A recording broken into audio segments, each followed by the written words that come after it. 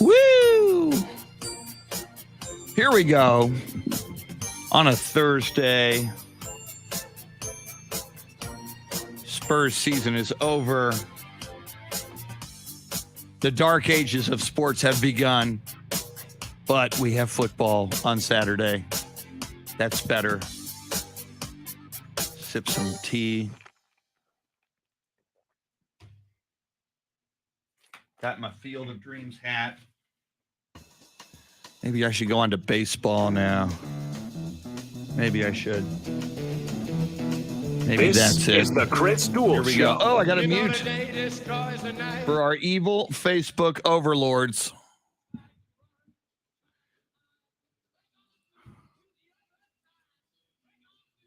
Hector Gomez, good morning.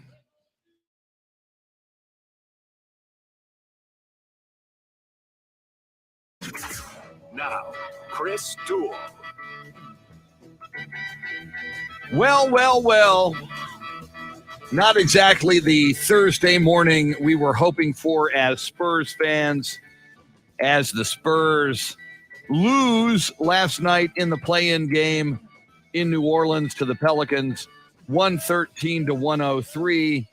Their season is over, and online and from some people I respect, I'm seeing more speculation on the future of head coach Greg Popovich than I really anticipated. We'll get into that.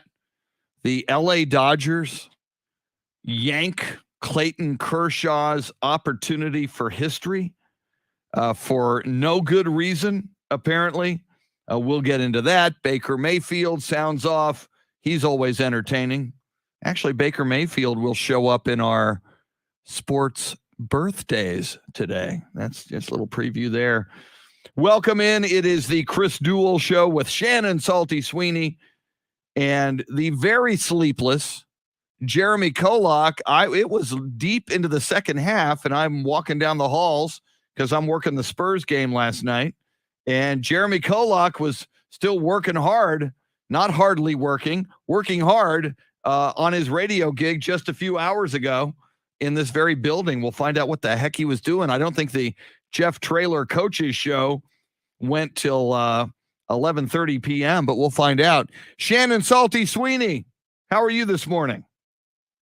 Probably more awake than you are, given the late night you had with the Spurs. But I'm here. I'm ready to party. I'm ready to talk to James Allen today. He posted something on his Facebook yesterday, as he typically does. We got him into Facebook, and boy, does he use it. And I can't wait to ask him about what I saw him post yesterday. Yeah, and so much to talk to James Allen about, including the Cam Newton ridiculous comments about women, other things going on in the National Football League. Certainly, we had the Derek Carr news yesterday. The Raiders extend Derek Carr as their quarterback of the future, pay him a lot of money. He had a very interesting press conference. However, let's start with the Spurs. And it was, we talk a lot of Spurs on this show, and I think we should. In fact, I'm looking at the live video feed right now. I see Taro Kotani, the greatest international Spurs fan, joining us this morning from Tokyo. And Taro from Tokyo says Spurs season is over, but it was a fun year. By the way, if you're new to the show, lots of ways you can interact with us. We do have a live video feed that you can access from Facebook Live, either the radio station AM 1300 The Zone out of Austin, Ticket 760 out of San Antonio. Both of those stations' Twitter pages will get you into the live video feed, and YouTube will get you into the live video feed. And you can get there from my Twitter page as well, at Chris Duel. You can tweet me. You can tweet Shannon at Shannon B. Sweeney. You can tweet Jeremy at Jeremy KOLOK. We also have a feature that we love, and I think you will too once you try it out. It is the feedback button, which is a microphone button on the free iHeartRadio app. In fact, I want to hear from you guys I was a little taken aback late in the ball game last night when it was clear the Spurs were going to lose. I read a tweet by Don Harris, the longtime news director at the San Antonio NBC affiliate, News 4 San Antonio. He posted something interesting about Pops, the speculation of Coach Greg Popovich retiring. And then I got a text from a longtime friend and former brother-in-law who, like me, has been going to Spurs games ever since the Hemisphere Arena in 1973 when they first came to town. And he said that was Pop's last game. So, I mean, there are informed fans who are not just lunatics. And in the case of Don Harris, professional sports people speculating on the retirement of Coach Greg Popovich. Of course, nobody knows for sure. But what did I call the talkback button, Shannon? I'm half asleep. Oh, feedback. Corrected me. Feedback. I called it feedback. It's talkback. By the way, I got another button on my Fitbit app that tells me I slept 3 hours and 3 minutes last night, which is more than I thought. I thought I'd get less than 3. So it is so thank you. I may need a lot of corrections all morning long, and the caffeine hasn't kicked in yet. It is the talk back button. If you go looking for the feedback button, you're not going to find it on the iHeartRadio app. So find that. So Shannon, man, I hope Greg Popovich doesn't retire, but that talk back button, what do you think? Should he? I say, hell no. I think he is, you got one of the greatest coaches in the history of the game, and I would make the argument he didn't have the assets of a Red Auerbach or a Phil Jackson. I would argue, or a Pat Riley or an Eric Spoelstra, who someday, if Spoelstra sticks around, Spoelstra might be in that conversation. He's got Miami, the number 1 seed in the East, once again.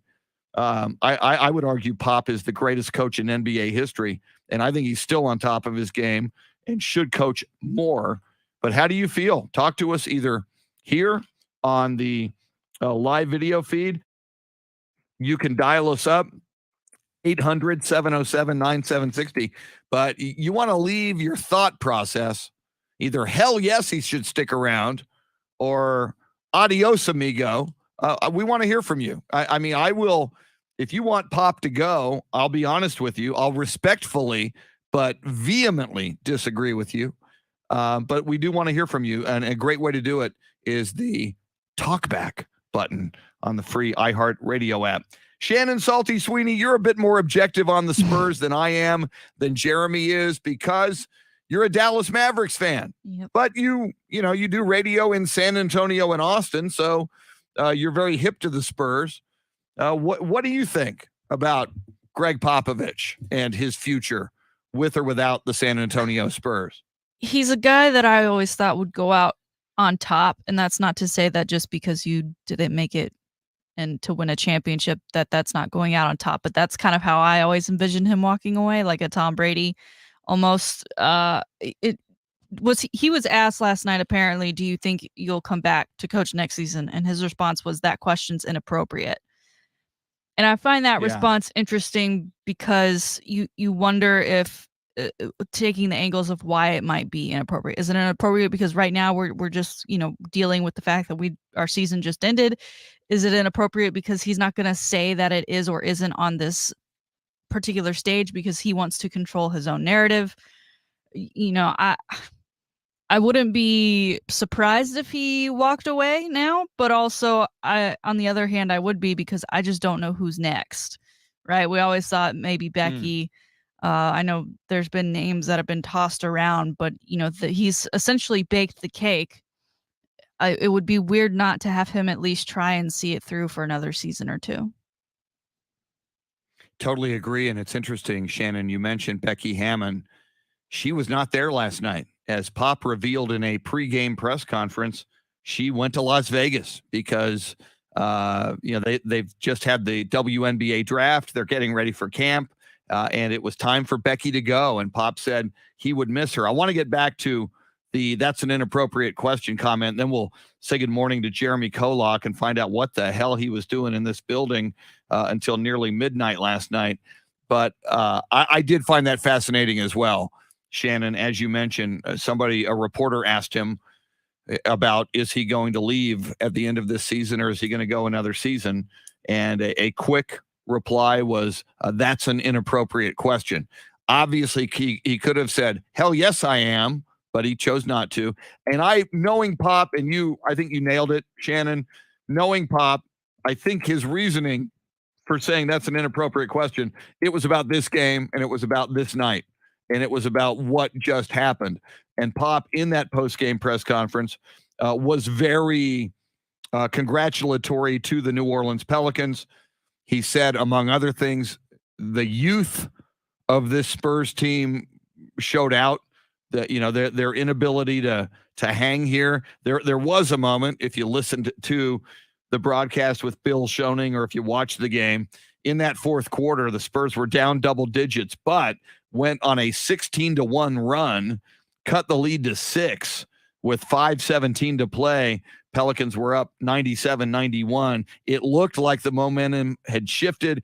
It looked like the Spurs were poised to make a comeback, but from there, Pelicans went on a 6-0 run, ran it back up to 12, and cruised down the stretch to win it by 10, 113-103. So I wouldn't.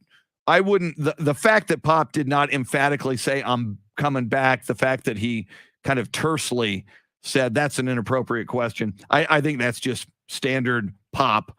When you ask a question that he thinks is irrelevant, he will say it, shut you down, and go to the next question, which is what he did last night. I am hearing, and we'll get into all of it, but some of the other speculation is you had a few more billionaire investors buy in to the Spurs within the last year, including Michael Dell and others. And some people are speculating, maybe these young billionaires, and now you got the younger Holt siblings as the majority stockholders in the Spurs. So some of the speculation says you got these young minds now running the team, and you got this influx of billionaire capital, and maybe they want a say. And if they're not down with Pop, maybe there could be a change. I hope that's not the case. When you've got a Mountain Rushmore once in a lifetime, once in a history of the league coach, the San Antonio Spurs will never get another Greg Popovich, just like the Dallas Cowboys never got another Tom Landry. Now, luckily, we got a Jimmy Johnson and wound up winning some Super Bowls with him, but even that was kind of unlikely. Let me check in with Jeremy KOLOK, our Soundscape stylist. And Jeremy, when I walked in last night to do the Spurs broadcast along with Bill Schoening, obviously, I saw you in a studio running the Jeff Traylor coaches show on Ticket 760, which I assumed ended at 8:00, and you'd be going home. You'd catch most of that Spurs game, which didn't start until 8:40. You'd be fine. But every time I took a little break and walked out in the hallway, there you were still at work. What the heck were you doing last night here, man? Well, yesterday we had the infamous trifecta over here in this building in iHeartMedia Studios. We had Spurs basketball, of course, play-in game, most important event. Yeah. And then, UTSA had this Jeff Traylor coaches show that was scheduled way far out, way before anybody figured that the Spurs would be playing a play-in game today. And then at the same time, we had missions baseball. So, yeah, it was all hands on deck, and we were playing musical chairs and all kinds of stuff so that a certain Puma who had stomach issues could go home when it was a whole thing. Oh, so you were doing that for Puma? No. Okay. I was going to be here regardless. I see. But it was just an extra factor to it was the trifecta. That's all I can say. We had everything going on at once. I was surprised to see you here that late. You were here late into the night. All right, Jeremy, like me, like probably the vast majority of our listeners, you are a big Spurs fan. Two-part question. One, your reaction to what you witnessed last night, and two, your thoughts on all this Greg Popovich speculation. Well, the first thing I noticed Popovich said that I was like, wow, he was spot on, is that the Spurs seem to revert back to how they played earlier in the season, or like 3 months ago last night, where they looked much younger. And, as opposed to toward the end of the season, it seemed like they were figuring things out, kind of gelling more. and looking more confident on the court. They looked like a young team last night, at least for the first quarter, quarter and a half, 2 quarters, and then they kind of were in a hole too deep to dig out of once they started playing more so like we had seen them play in the past few weeks, where Keldon Johnson's averaging 20 points a game for 7, 8 straight games or so. And I I saw, did anybody else notice Ginobili there? Chris, I know you couldn't watch the broadcast, but Ginobili was there and he looked like a super villain. He's not wearing any. Can we get Ginobili like a Spurs jacket or shirt or something? And if he's going to go to a Spurs game, I know he's in enemy territory, but hey, he's supposed to rep us out there. But Yeah. it was good to see Ginobili out there. I have one gripe. And I know, like I said, Chris, you couldn't watch the broadcast. I don't know if you noticed this, Shannon. Chris, maybe you saw people on Twitter mention it. Yup. But they put up a graphic at some point toward the end of the game where they had Coach Greg Popovich on the screen. And on that graphic, they proclaimed that Greg Popovich is a 4-time NBA champion. I saw that. Somebody tweeted that out. Is that not the most disrespectful thing you could? And not to mention that we just got through, and I don't know who makes these decisions, but the Spurs were not on national TV once all year. Not once, not a single time until last night in the play-in game. And the Los Angeles Lakers, who did not make the playoffs, were on TV a total of 40 times, national TV, that is. Spurs weren't on it once. I mean, the announcer said something like, and here's Zach Collins. We haven't seen him in a while. Yeah, because you haven't seen the Spurs play. They haven't been on national TV. Right. We've seen him. Yeah. Well, I did see that. Obviously, Pop with 5 championships and 6 trips to the finals.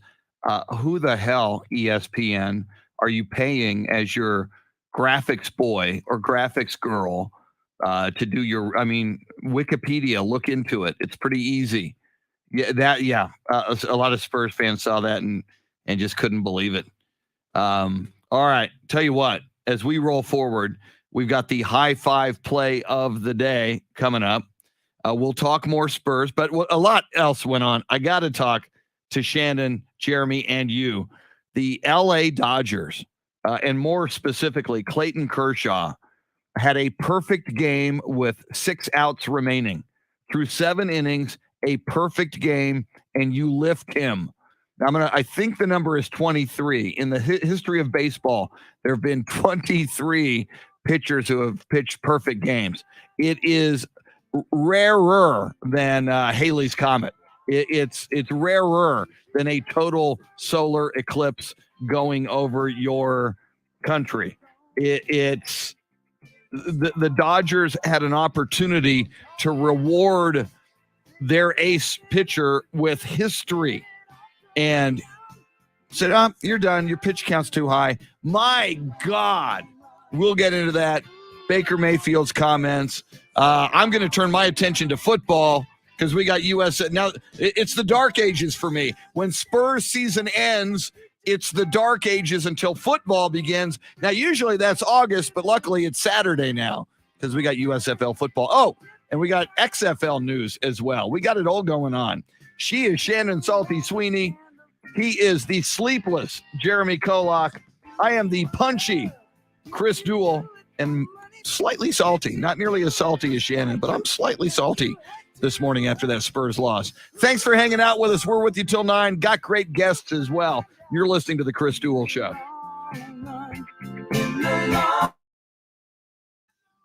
Have to mute that for a second for our evil Facebook overlords.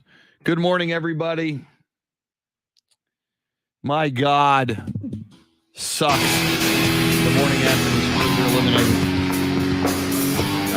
Hector Gomez, Anthony Del Toro. Welcome in Tracy Bogert, chairman of the Bexar County MAGA Republicans, coronavirus deniers, and election suppressors, voting suppressors. Welcome in. Taro Kotani from Tokyo, Luisa Alanis, Benito Castaneda, welcome in. Robert Almaraz. I mispronounce names, especially when I'm tired. Don't take it personal. Jesse Bratton. Beth Settle. Good morning, Beth. Anthony Del Toro. Anthony says my mic. All right, hopefully my mic's on. I'm showing my microphone is on. Anthony, I hope it's on. Ralph Balderas, Robert, John Williams from Dallas. It's on now. Thank you. And again, I'm so darn tired. Expect the unexpected this morning. I'm going to get some coffee.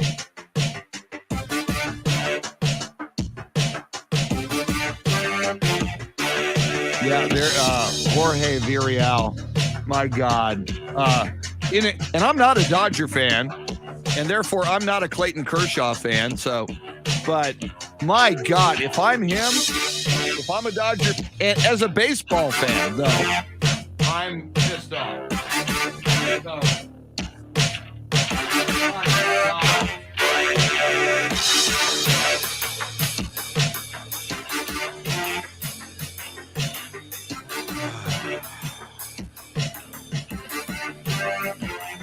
The music is too loud. Okay. That's because Shannon's mic was on. So, Louisa, that may have fixed that problem. That could be what that is. Yeah, you would think this system would be easier, but it's not. Jason Paniagua, buenos dias, mi amigo. ¿Cómo está usted? Yo necesito muchas cervezas, por favor. See, I'm working on it, man. Cinco de Mayo. Less than a month. The entire show in Spanish with special guest Manu Ginobili. Is May 5th a weekday? Can I learn enough Spanish to pull off an entire show?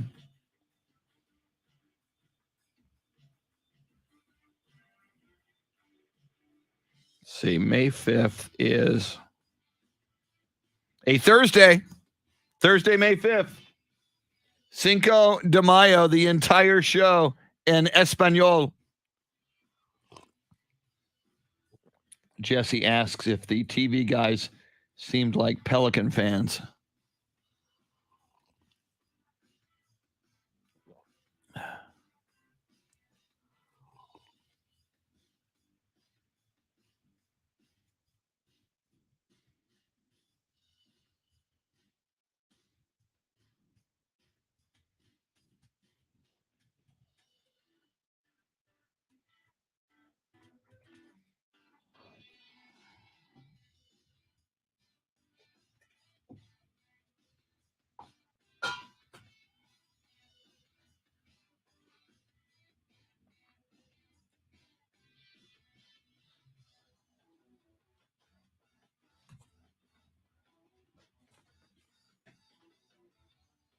I'll be back in a sec.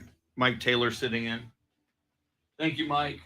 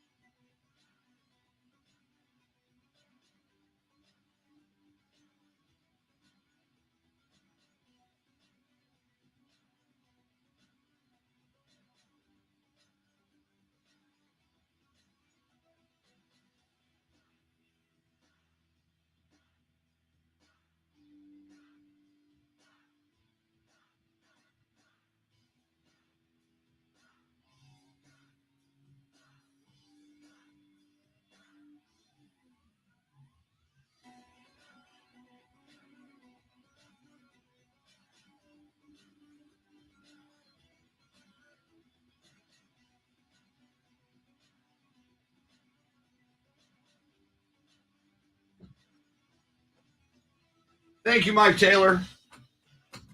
And the Mike Taylor dancers. Oh. Woo!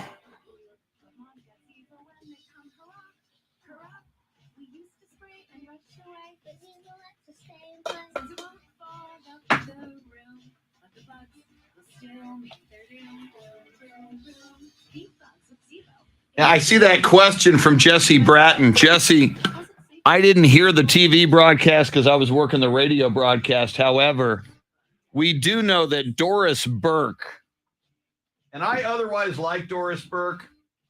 I'm not a Doris Burke hater. I think she's very good at what she does, except she has said some very disparaging things about Pop, motivated by how she says he treats reporters during that interview in between quarters. She just has said some horrible things about Pop. So, Jeremy KOLOK says, this is why we listen to Bill Schoening, which even before I worked on the Spurs broadcasts, which I began that in 2012. My God, it's been 10 years. And when there's West Coast games, one night feels like 10 years. There's John Williams. Can't stand Doris Burke. When she went after Pop, and she's been very has not said a nice thing about Pop ever since. And this was like 3 years ago. So, I mean, most other national reporters realize Pop is Pop. That's who he is. And even sometimes when Pop is terse, that's his shtick. Like when you saw him get thrown out with the technical earlier this season, and he looked over to somebody and winked at him. I mean, that's kind of his shtick, and most people get it and are not offended by it. Steve Duraco, good morning. The original Rock. THE Rock, the human element, the original Italian stallion, by the way. Before the Rocky movie came out, Rocky 1, Steve Duraco was referred to as the Italian stallion. And before The Rock hit it big, Steve Duraco was always referred to as The Rock in the 70s. Where was Dwayne Rock Johnson in the 70s? Nowhere.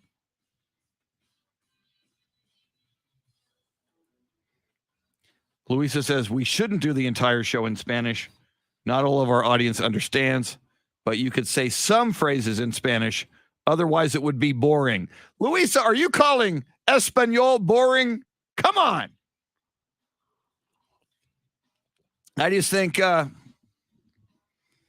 I think most people understand key Spanish words. Yo necesito muchas cervezas, por favor. Fiesta, we understand fiesta. ¿Dónde está el baño? I think that's a big one. El burro sabe más que tú. ¿Dónde está la biblioteca? That's like one of the first things I ever learned. Where is the library? That really helps these days. ¿Dónde está la biblioteca? Here we go. Clint Proctor. Clint, a week from Friday, dude. You're on this show.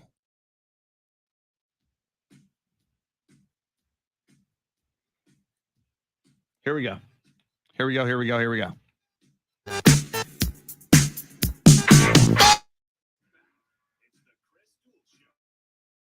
Salty Sweeney. Join in by dialing 1-800-707-9760. We're going to rock down to Electric Avenue, and then we'll get you higher, or something like that.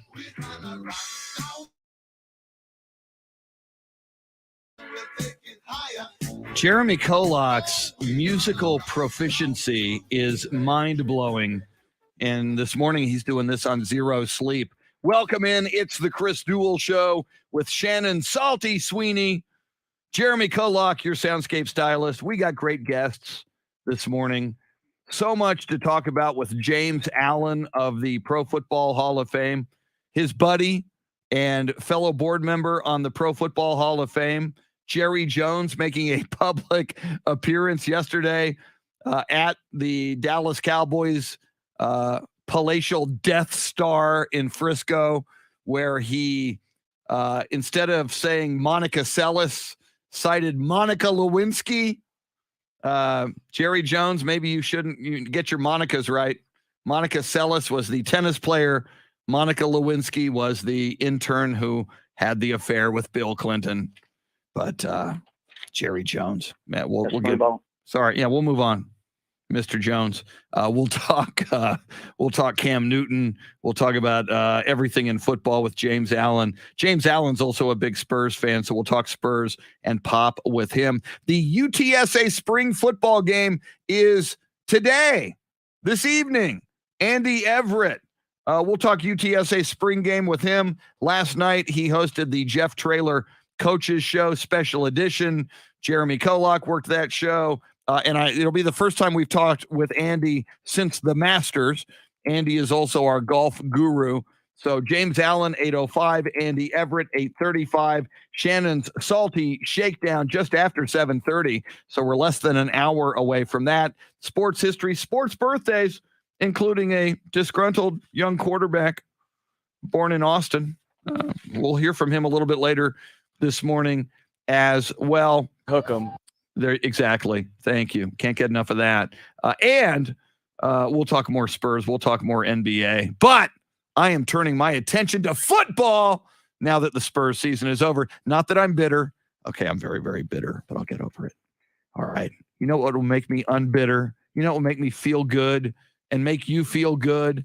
That would be the High Five play of the day, brought to you by High Five, 2 locations in the Austin area.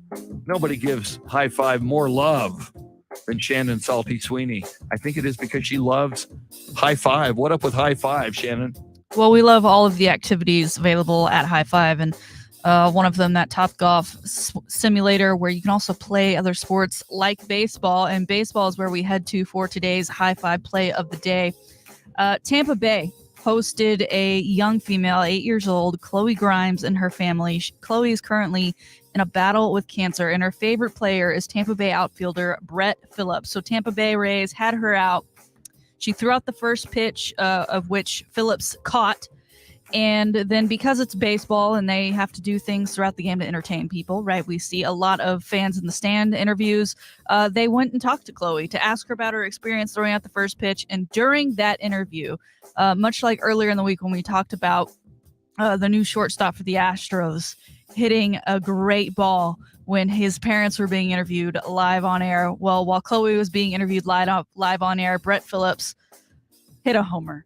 And he hit it for her. She had given him a wristband prior to the game for him to wear. And so that was an emotional moment. But then after the game, Bally Sports interviewed Brett about that moment. He was unaware that during that hit, Chloe was actually on television as well. And it's just some fantastic audio. I want you to hear from Brett now. Brett, you were not aware of it at the moment, but you were part of a very magical moment for Chloe Grimes, who you met before the game. She's battling cancer for a second time. You hit a home run while she was doing a live interview talking about battling cancer, and she gave you her wristband before the game, and you said, "It will bring me good luck." How does that sound, knowing that happened? Usually, I'm not at loss of words, but, I had the chance to meet Chloe for the first time, and she's battling cancer, and she brought me these gifts. She wrote my name on a softball, and Chloe, you're an inspiration. Like, holy cow. I think that's the hardest ball I've hit in my career, and I'm praying for you guys, and just unbelievable what they're going through, and I hope I can meet Chloe again in the future, and what an inspiration, the energy she brought. And she gave me a wristband. It says rally for Chloe, our princess. And again, what an inspiration. I'm praying for you, Chloe, and your family. You're really cool, and that homer was for you. Chris, we love sports for moments like this, connections that you wouldn't see out in the world, probably with any other circumstance, right? Two people come together that you wouldn't always see, and they now have a connection, Chloe and Brett Phillips, for a lifetime. And I'm sure the Tampa Bay Rays will make sure that they get together once again to celebrate that homer, to celebrate her when she does beat cancer for the second time. What a great moment in sports yesterday, and you could hear in his voice just how much it meant to him, and that he really didn't know that she was being interviewed at that exact moment that he hit that homer. Got a comment on the live video feed from Jason Paniagua, who writes, "Why does Shannon got to make me cry so early in the morning?" Man, Sorry. what a story that is. And Brett Phillips getting choked up. I love the humanity. I love the emotion. And my God, I'm looking at video footage and photos of Chloe Grimes, 8 years old, battling cancer. My God, no one should have to battle cancer as an adult. And certainly a child, an 8-year-old, that is just, you can't even, if you don't have that experience, or you haven't known somebody with that experience, or if you have, it's so hard to wrap your head around. But again, what you just said, Shannon, I love sports. I love the games, but it's that. It's a moment like that. And I think the person interviewing Brett Phillips used the term magical. It was a magical moment when Chloe Grimes was on camera being interviewed and Brett Phillips hits the home run. The other thing it does, you get these magical moments, Shannon, and Brett Phillips wasn't really that much on my radar at all. Now it's like, I'm going to, during baseball season from now on, whenever I check out a Rays game or look at a box score, I'm going to see how Brett Phillips did. Now I'm a Brett Phillips fan. So yeah. And obviously Brett Phillips, a Major League Baseball player, taking the time multiple times. And he says he'd like to meet Chloe again. Very cool. We say it all the time, and you don't have to be a Major League Baseball player to do it. Use your platform for good. We all have a platform. We all cross other people's paths in life.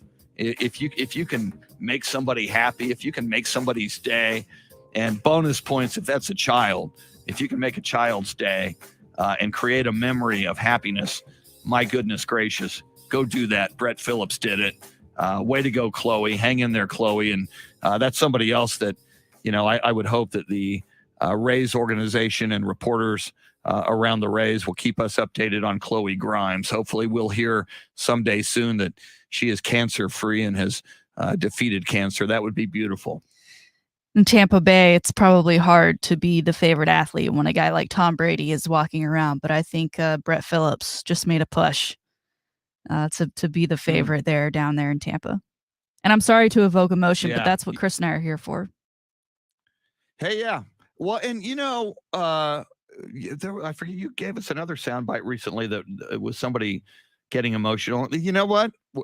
We're human beings, and when something touches our hearts, that's, and especially guys get embarrassed when they get emotional. But hey, man, that means you are a human being on planet Earth, and that means you have a heart and a soul, and you have feelings, and you have just been touched, and that's cool. And we should be touched by a moment like that. See, Shannon, you did it. Here I am. I was bitter this morning over the Spurs loss and elimination last night. Now I feel better. And you know what? There are bigger things in life than and it's hard to believe, but than our sports teams when they get eliminated. I was such, and there's still a part of this in me, Shannon. When I was in high school, when the Cowboys would be eliminated, not all the time, because a couple of times when I was in school, they won Super Bowls. Once when I was in high school, they won Super Bowl 12, which was cool. But I had friends who knew I was so invested in the Cowboys. when the Cowboys either A, would be eliminated or lose a big game, I wouldn't go to school the next day because I was so bummed out and I was so depressed, and I knew that I had quote unquote friends at school who would just razz me and rub it in. And we take our sports very seriously, and in some cases it's kind of encoded into our DNA. And I, sometimes I still feel that way. It's like, the Spurs lose or get eliminated. If I allow myself, my default mode is to just be sullen and bitter and depressed. But life goes on, and losing, Greg Popovich talked about this as well. This young Spurs team, this is how you get better. He said DeJounte Murray, who's the leader of this team, needs to continue to become a bigger star and a bigger leader. And you think about, it's part of back to sports, Shannon. It's part of why we love sports is there are life lessons, and in defeat, you learn from it, and then you come back the next season or the next game or the next opportunity. You say, why did we lose? How can I be better? How can we be better? How can we win? And if enough people on a team work together to solve those issues, they can someday become champions. So very, very cool. But yeah, thank you. You made me cry too, Shannon. Oh, sorry. There's no crying in sports talk radio. No crying in baseball, Yes, Chris. Isn't that yes, the line? There is. I don't know what that's from. Yeah, it is. Probably a Perfect. movie I haven't seen. A League of Their Own. Have you ever seen it? A Nope. League of Their Own. It was Tom Hanks. Tom Hanks is the manager of an all women's baseball team. And it's Tom Hanks who famously, we may have to use that as a drop whenever Shannon makes us cry, Jeremy. There's no crying in baseball. It's a classic. I think I just got a drop right there. Woo. There it is. Yeah, exactly. use Tom Hanks or use me. So, all right, we got a lot more to cover all morning long, and we'll play it coming up, maybe even in the next segment. But Baker Mayfield, back in the news. He's one of those quarterbacks without a team who it's really interesting, Shannon. Baker Mayfield and Cam Newton, and he certainly made noise this week. And apparently is going to release his apology, or probably not even an apology, a justification tomorrow, we understand. But these two, Baker Mayfield, Shannon, a number 1 overall pick, who going into this season, people thought, well, he's going to try to light it up because he wants a new contract. And Cam Newton, who took his team to a Super Bowl and was an NFL MVP, these household names among NFL fans, both of them currently essentially quarterbacks without a team. It's kind of crazy. Yeah, but it's Baker Mayfield, so I think we're okay with it. Right? Kind of. Yeah. I want to like Baker Mayfield. I mean, he is from Texas, even though I do believe he should renounce his Texas citizenship.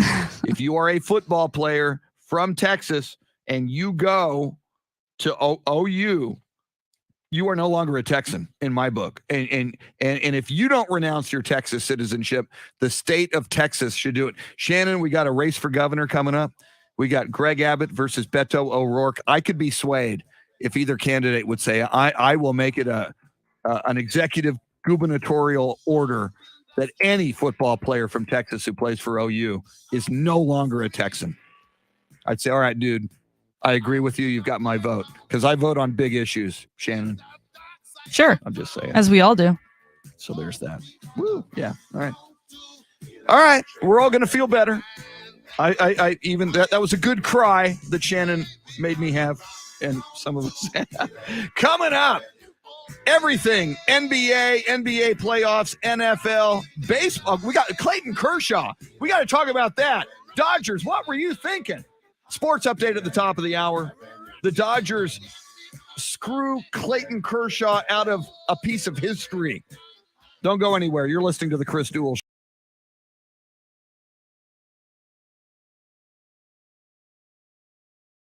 Exactly, Robert. You crossed the Red River. You turned your back on the great state of Texas. You're a turncoat. You're a traitor. You're a traitor to all that is Texas. You can go to Texas. You can go to Texas Tech. You can go to A&M. You can go to Baylor. You can go to UTSA. You got a lot of choices if you're a football player from Texas. You go to Oklahoma. It's like signing up for Al-Qaeda. Okay, that's extreme. But you know what I'm saying. Isn't Oklahoma the Al-Qaeda of college football? I think I could say that. Yeah, Vlad Jr., he could have gotten the high five play of the day, Robert. And he was the second youngest player in baseball history. Boog Powell was the youngest to have his second 3-home run game at this point. Lucinda Sullivan with the coffee emoji. I second that emoji.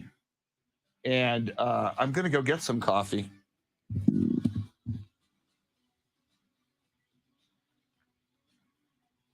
Yeah, is that a little harsh? Calling Oklahoma the Al-Qaeda of college football? Maybe. Yeah, there it is. I don't know, man. That could be a T-shirt.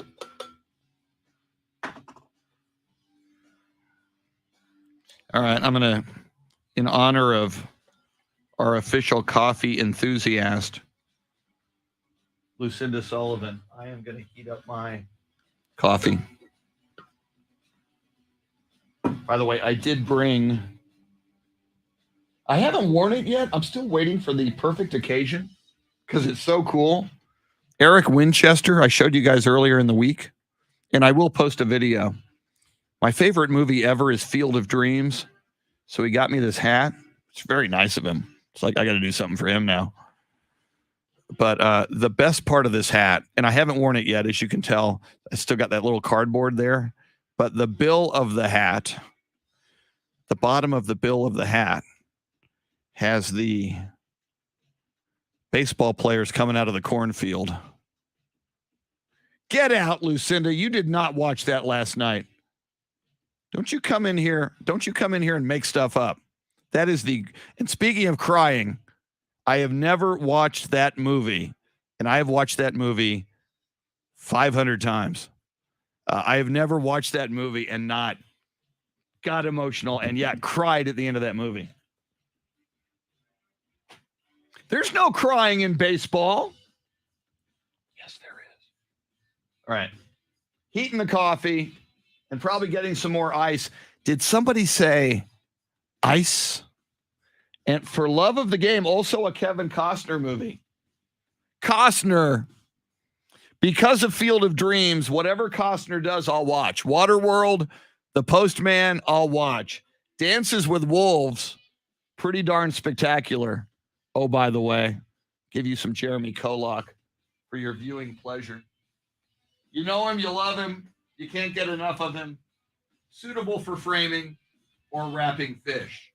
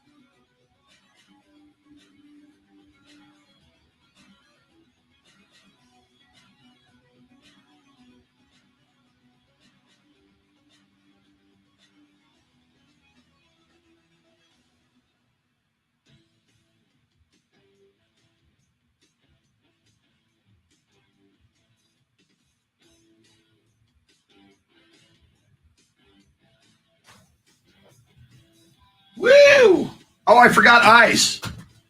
Damn it. I got coffee, but I forgot the ice. What is wrong with me? Fonzie J. Rodriguez, welcome in.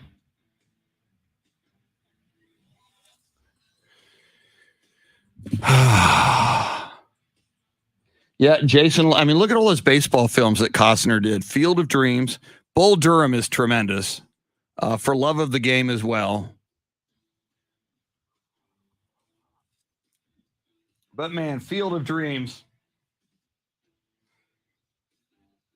Just spectacular. Woo.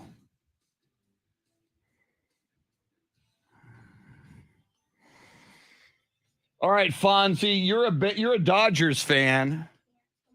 We're going to talk about the Clayton Kershaw thing. You can't be happy. You can't be happy with the Clayton Kershaw. Christopher, Spurs had no business in the play-in game. Christopher, we played the audio. Pop doesn't tank. RC Buford doesn't tank. The Spurs don't tank. They're developing the young talent. They've got a very good player, personnel, and scouting department. They'll have 3 draft picks in the first round. They'll be fine. So I appreciate your love for the Spurs. And I know a lot of people agree with you and disagree with me, but Spurs don't tank. And I like it that they don't tank. Yeah, Fonzie, they definitely should have left Clayton Kershaw in. My God, you've got an opportunity for history, and you do that. Fact, got to go get into my Twitter account here because I bookmarked a couple of tweets yesterday. I do want to get into that Don Harris tweet.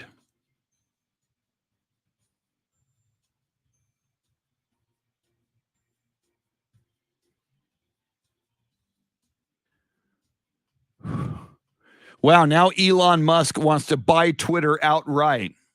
I just saw this trending. Elon Musk has offered to buy Twitter for $41.39 billion. He just had bought 9% of it.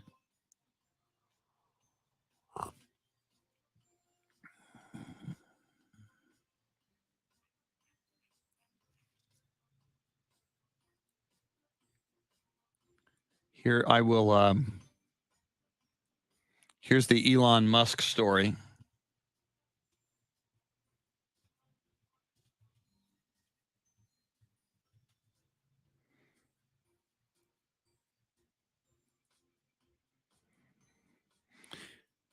Manuel Gonzalez, let's see what you got here. Robert, I want to go to a Missions game soon when they take on the Savannah Bananas. But no, I would, now that Spurs season is over, Manuel Gonzalez, this young team fought hard all season and never gave up. They certainly deserved a chance for the play-in. That's what I agree with. I mean, if you're going to let 10 teams have a shot at postseason, then go for it. They went for it, and it didn't work out. And this young team grew a little bit. I'm muting a little bit for our evil Facebook overlords. They are so evil, but they rule and command us. We are mere slaves to their gatekeeperness.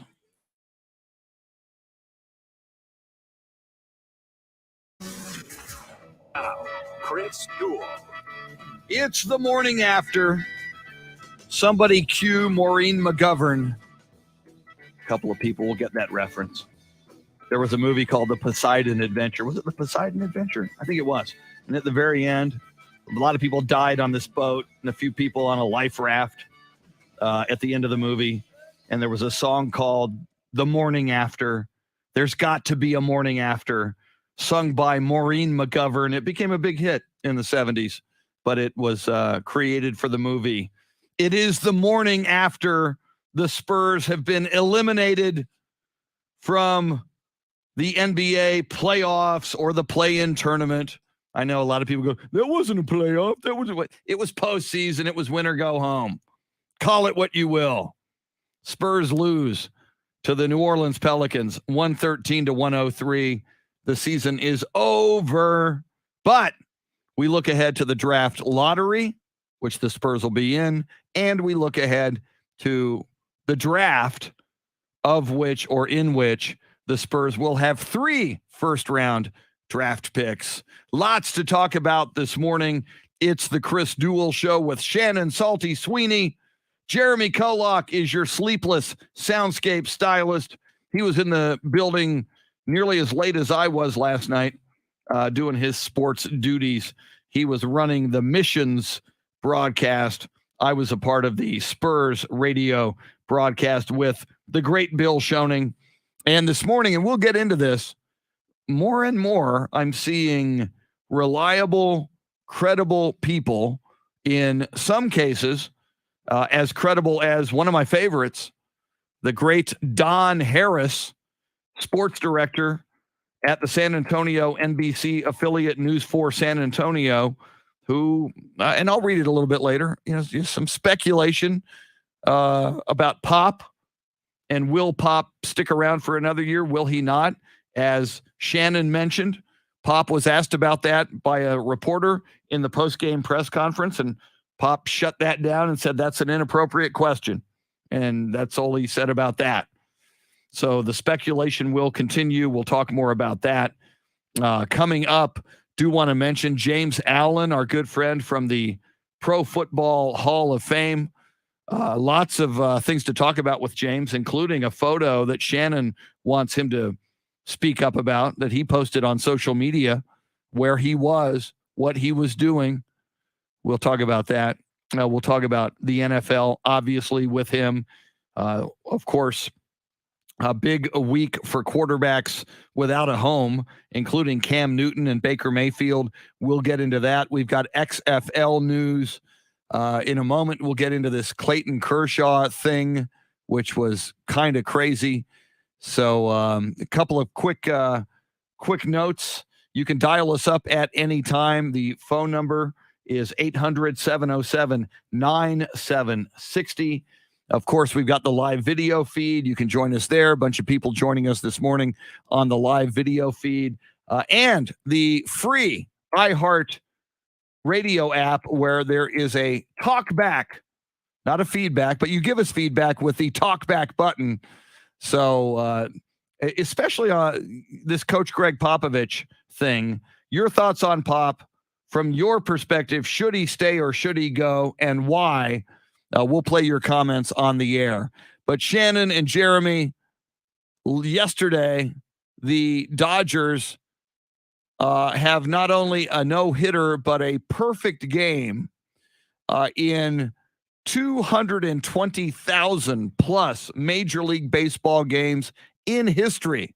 Dating back to the 1800s, there have been 23 perfect games.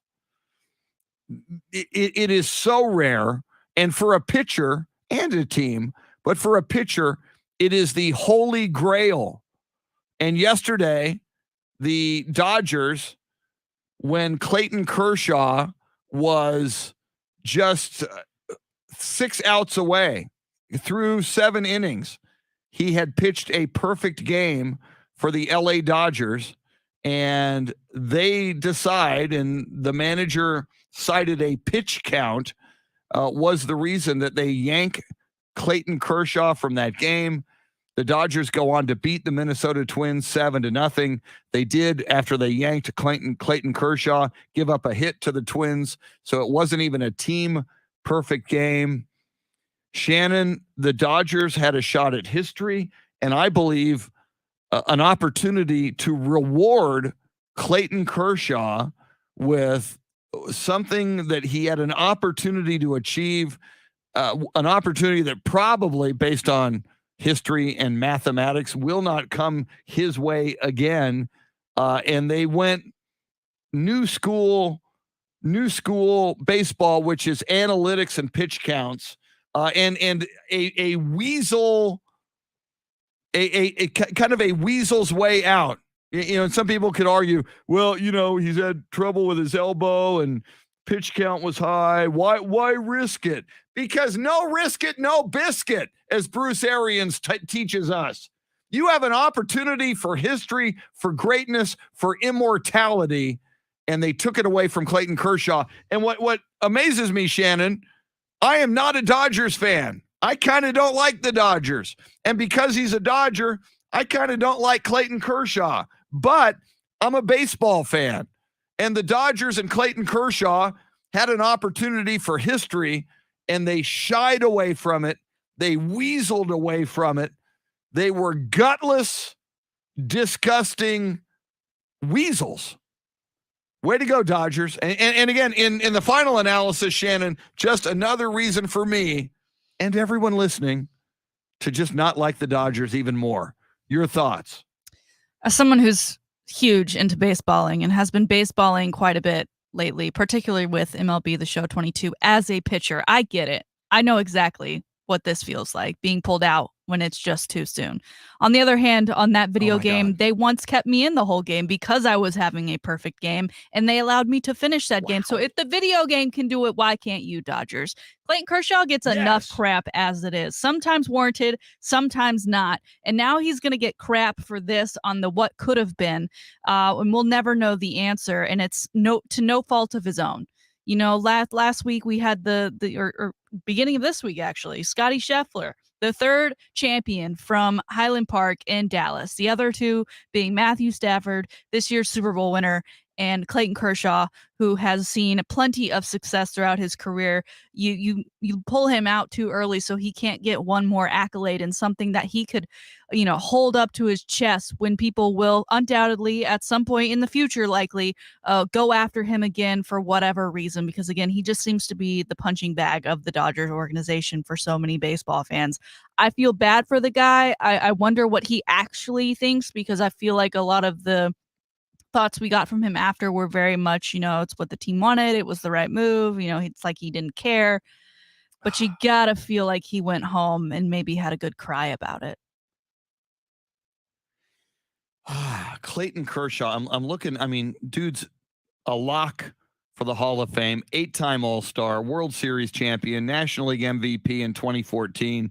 3-time National League Cy Young Award winner. I mean, even more accolades. A long list. You can Wikipedia him.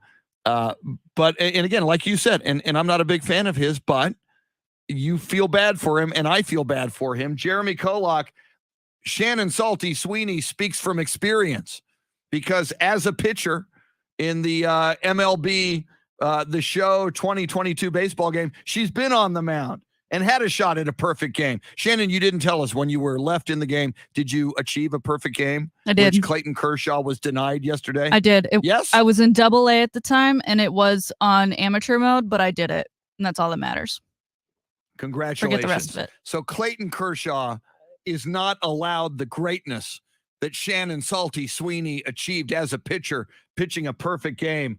Jeremy KOLOK, am I, and I think the majority of baseball fans, wrong? I mean, is Clayton Kershaw, are he and Dodger management accurate in saying it was the right move? Pitch count was getting high. We got to go. Who cares about the perfect game? When I first saw this going down, I wanted Dave Roberts arrested or something. The Dodgers manager, Dave Roberts. I mean, this really is kind of ridiculous, the circumstances. But the only thing that I thought about, and I think someone put this out there, I don't know if this was a rumor, if he said this, or if this was an actual reporting. Someone said that Dave Roberts said that Kershaw told him prior to that situation that he only wanted to pitch 80 to 85 pitches. Now, obviously, he says that not knowing he's going to have a perfect game in the 7th inning. And that's kind of the only factor that would maybe change my mind, is if Kershaw 100% told him that, and maybe they even had a conversation right before he took him out just to confirm. But obviously, I don't know anything about that, for sure. I just saw something put out there. Maybe it was just a rumor. But the apart from that, you take away that possible factor, and Chris, Shannon, you have to risk it for history. You have to risk it for history. And this wasn't just a no-hitter. It wasn't just a shutout. This was a perfect game on the line with only 6 outs to go, which, as you mentioned, Chris, has only happened 23 times in the history of Major League Baseball. And Major League Baseball has been around since dirt's been around. The 1800s. I mean, it's unprecedented almost to get a no-hitter. And like I said, to only be 6 outs away, I mean, you're right there. You have to throw that conversation out of the way, whatever was said beforehand about pitch count, this, that, whatever. We've got a whole season ahead of us, or however much time Kershaw missed in the spring training that he normally would have been playing. I understand all that. But when you have history on the line, something that's only been done 23 times, you have to go for it. That's like somebody with an opportunity to get the home run record, and which is now Barry Bonds, used to be Hank Aaron. That's like somebody with an opportunity to get the home run record, and they're 1 or 2 home runs away at the end of the season, and either their manager or they say, I think I'll shut it down. Oh, and I'll retire. My God. Now, Shannon, Jeremy brings up a great point, and I see Kevin Monk on our live video feed is writing, I heard Kershaw was the one who said he didn't want to go over 85 pitches. It's not Dave Roberts' fault from what I hear. Now, interesting, Shannon, and exactly what Jeremy described. If Kershaw said to Dave Roberts, the manager, before the game, I want to go no more than 80 or 85 pitches, then after that 7th inning, I'm Dave Roberts, and I walk up to him and I go, Clayton, dude, you got a chance at history here. What do you say? You can take the next week off if you want. You need to go do this. If Shannon, Clayton Kershaw is the one who said, I don't want to go out for the 8th inning. I don't want to pitch again. Then he should say that, because he's making us hate Dave Roberts. It's like, Dave Roberts, you gutless, spineless weasel. Or if it was Dave Roberts and Kershaw wanted to go in, then Dave Roberts needs to say, it's all on me. I made the call. I am a gutless, spineless weasel. I am the biggest weasel in baseball history almost, or at least for now. But if Kershaw made that call, and I can't imagine, Shannon, that Dave Roberts and Clayton Kershaw didn't do what Jeremy suggests at the end of 7 innings, little conversation in the dugout. Hey, man, do you realize where we are right now? And do you realize how rare this is? And these guys are big-time baseballers. They knew how big this was. Yeah, I think if it was Kershaw, then that's a simple fix, right? For him to come out and say that, this, I said, I knew what the situation was, and I wanted to play for longevity of the season, more so than I wanted to make history. But also, this is the MLB. They just continue to shoot themselves in the foot. And I understand that this is like one person on one team, whatever. But you would have grabbed the sports headlines for days to come with something like this, and to put that stamp on the season so soon would have been incredible for the game and for interest of a younger audience, I think. And instead they just were like, no, we'd rather not.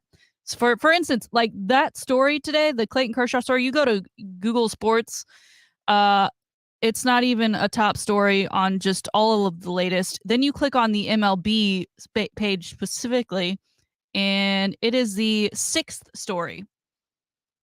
So you're just doing it to yourself, baseball. You're just doing it to yourself. Yeah. Shannon, that is a big picture point, because we would have had history and the video of that moment, and it would have been a big story, if not the biggest story today. And to your point, it should be common knowledge, and baseball should probably refresh every manager and organization of this going into each season. If you've got a pitcher 6 outs away from a perfect game, you leave his butt in, or you strongly encourage him to stay in no matter what, because it's a feel-good story. And instead of that, Shannon, here we are, and I imagine this is happening on sports talk radio shows, radio and television across the country this morning. Instead, we're bitching about Major League Baseball again. We have another gripe, another story where Major League Baseball got it wrong, and the Dodgers got it wrong, and Dave Roberts got it wrong, and they did. And part of my issue here, I don't like the Dodgers. I don't really like Clayton Kershaw. I like that he's a Texan. If he played for the Astros, I guess I'd like him. But as a baseball fan, you deprived us. We, as fans, want to see the glory. You know, you talked about a magical moment in the previous hour. Brett Phillips and the home run to honor an 8-year-old girl who's battling cancer, Chloe Grimes. That was a great moment. That was a magical moment. You could have had a magical moment that's only happened 23 times since the 1800s in over 220,000 Major League Baseball games in the 1800s, the 1900s, and now the 2000s. And you said, nah, let's bring in another pitcher.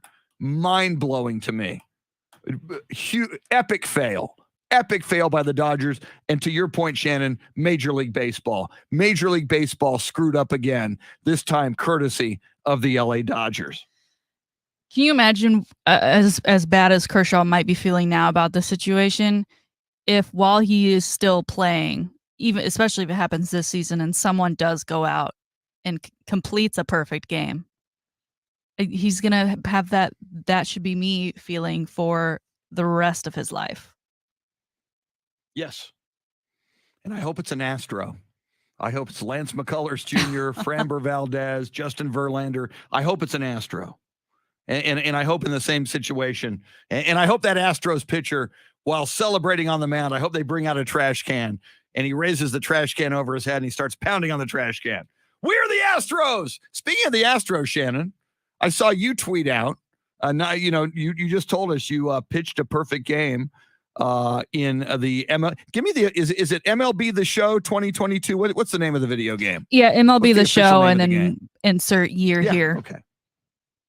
Okay, 20. So, but you, there's some new uniforms afoot that you are very happy with in the video game. Tell us about that. Yeah, huge update came out yesterday for MLB The Show, and my players in the Astros organization, I just got called up to the big leagues, aka the Astros. Woo! And part of the fun of being in the big leagues is that before you play each game, you get to select which uniform you're going to wear. And part of the update for the latest version is that the Space City, they have a longer title for the Astros, like the Nike City Edition, something.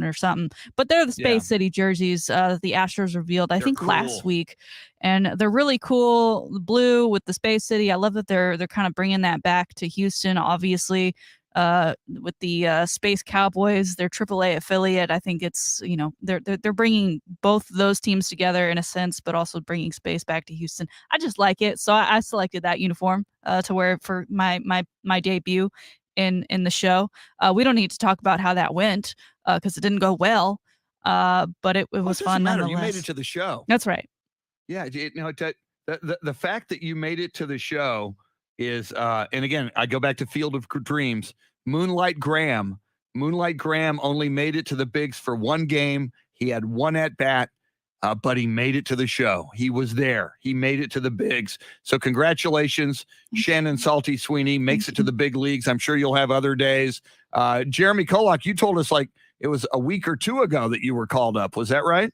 Yeah, I guess my organization just needed my services in the majors a little bit earlier than Shannon was needed. But that's all right. We all make it to the big league at our own pace. Now, were you called up to the Astros organization like Shannon was? No, I told you what team I went to, and you weren't very happy about it, so I was hoping I wouldn't have to mention it again. Remind me, because it's my brain cells on zero sleep this morning. I'm a sports fan, and I understand. I just told you about sports history. It wasn't and the how Yankees, important was it? When the Yankees come calling, Chris, what are you going to do? You're going to say no to playing in Yankee Stadium? How much are they paying you? Say no to the house that Jeter built? Oh, you're like Garrett Cole. Like $700K. I'm just a rookie. That's what I got to. Yankees. I'm not a Yankee fan. But you're a turncoat. This is is the team in baseball. With all due respect, The team is now the Astros. Well, historically, Well, the team in okay. baseball That plays was in then. the Bronx. That was then. I'm just trying to extend that history. That's all. God, New York. I now I remember that. But all right. So, but those are garbage. exactly. Thank you, Coach. Those Space City Astros jerseys, Shannon. The last time I bought an Astros jersey was in 2017. I loved the orange jerseys. Yes. I got me a Jose Altuve number 27. Maybe I'll wear it tomorrow because Astros lost yesterday. So I thought maybe this wouldn't be a good day to wear an Astros jersey. So yeah, Spurs get eliminated and the Astros lose in 10 innings yesterday. So I'm extra bitter. But I think it was 2017. That was 5 years ago. That Space City jersey, and there is a little tag on it I mentioned that has the Apollo 11 lunar module, and it says Houston Tranquility Base here. The Eagle has landed, and I'm a huge Apollo NASA space freak. I think I am going to get me one of those. Now, I'm not like you, Shannon. You got your uniform because you were called up to the show, to the Astros. I can't. Yeah, I'm just a dilettante. I'm just a fan, a jersey buying fan. I haven't pitched a perfect game in baseball, but I dig the jersey. That may be I may do that this weekend, man. I like that jersey a lot. They're going to cost a pretty penny, sir. I know. Yeah, I need to take out a bank loan to buy that jersey, probably. All right, coming up. Shannon's Salty Shakedown on a Throwback Thursday. We've got sports history, sports birthdays, including one disgruntled quarterback who was born in Austin who has been referred to as Johnny Manziel 2.0, but he's not Johnny Manziel. Oh, and speaking of baseball, a couple of big names in baseball having a birthday today.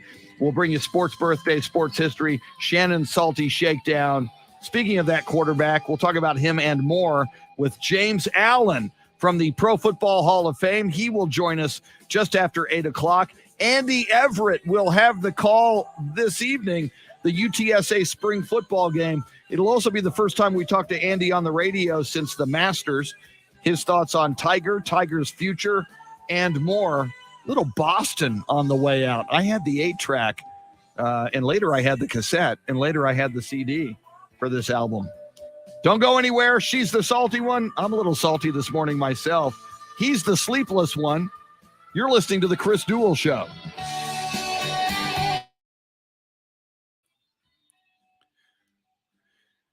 All right. Are you serious, Jason? Would they have the new ones at the Eisenhower Flea Market? That is wild if you're serious about that. All right. Wes Perkins says, good morning. Sad for the Spurs, but elated. They had made the play-in when the word tank was thrown around all year long. Young team set up for a bright future. Top 9 pick. 3 total first-round picks. $30 to $40 million in cap space. Great things about to happen again with the San Antonio Spurs. Thank you, Wes. Wes Perkins has the big picture. Not everybody does. Wes, I'm going to read that on the air, man, because you nailed it. In fact, I'm going to leave that up right now. I'm going to read that when we come back because you get it. And some of these other, we should have been tanking. Shut up. And even when you tank, does the name Greg Oden mean anything to you? You don't always hit. There you go. Even James Allen, the great James Allen. Speaking of sleepless, driving across Texas all night long with his son. James Allen says that was a great take. Okay, this time I'm getting ice, which I forgot last time. James Allen will be joining us. In fact, since we have his photo, and he'll join us in about 30 minutes. There he is, ladies and gentlemen. You know him, you love him. You can't get enough of him. James Allen, suitable for framing.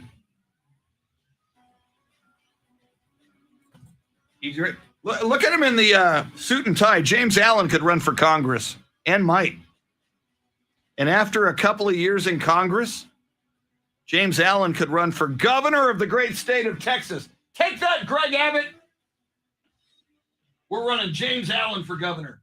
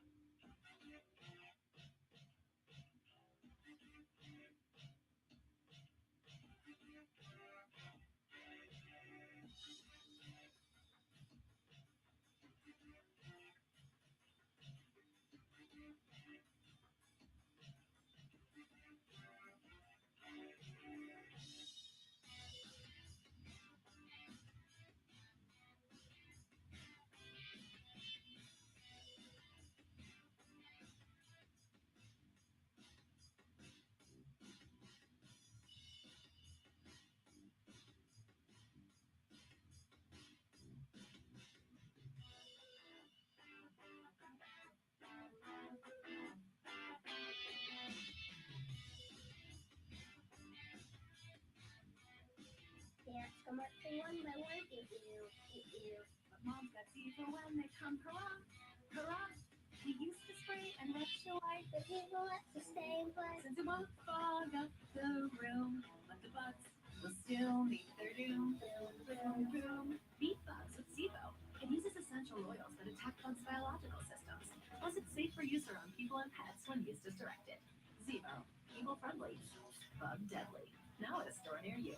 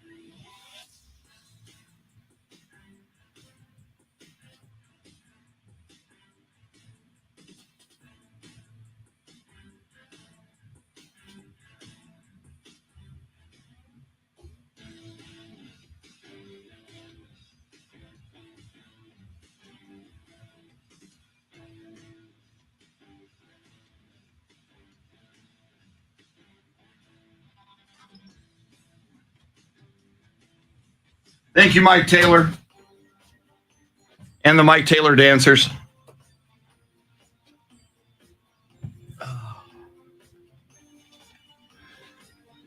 I got ice. Did somebody say ice?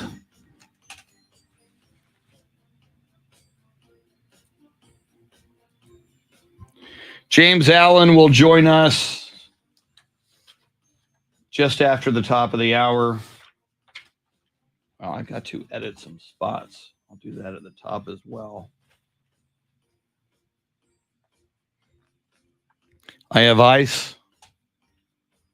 And I have HEB brand, Texas style, unsweet tea. 0 calories, 0 carbs. Thank you very much. Thank you. Thank you very much. Buy that man a Cadillac. I'd like to do a song from 1956. This one's called Hound Dog. Whip me up another peanut butter and nanner sandwich. Thank you. Thank you very much. Thank you very much. Thank you very much.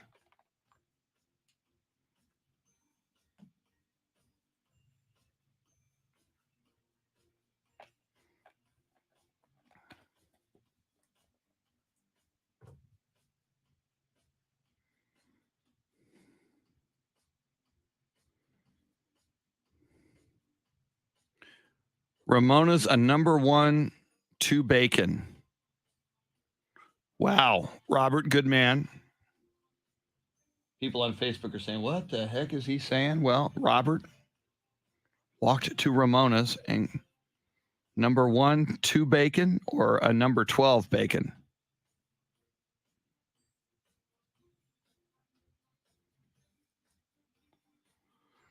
Tacos got to pressure walk my driveway.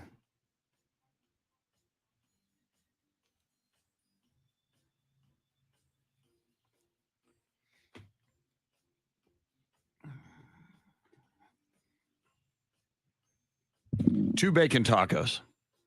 Now that is two of the most important food groups, bacon and tacos. Bacon and tacos. Bacon tacos. Later, Robert. Thanks for being with us. Here we go. Let me pull up that Wes Perkins. Wes Perkins. We're gonna mention this here on this segment. Here we go.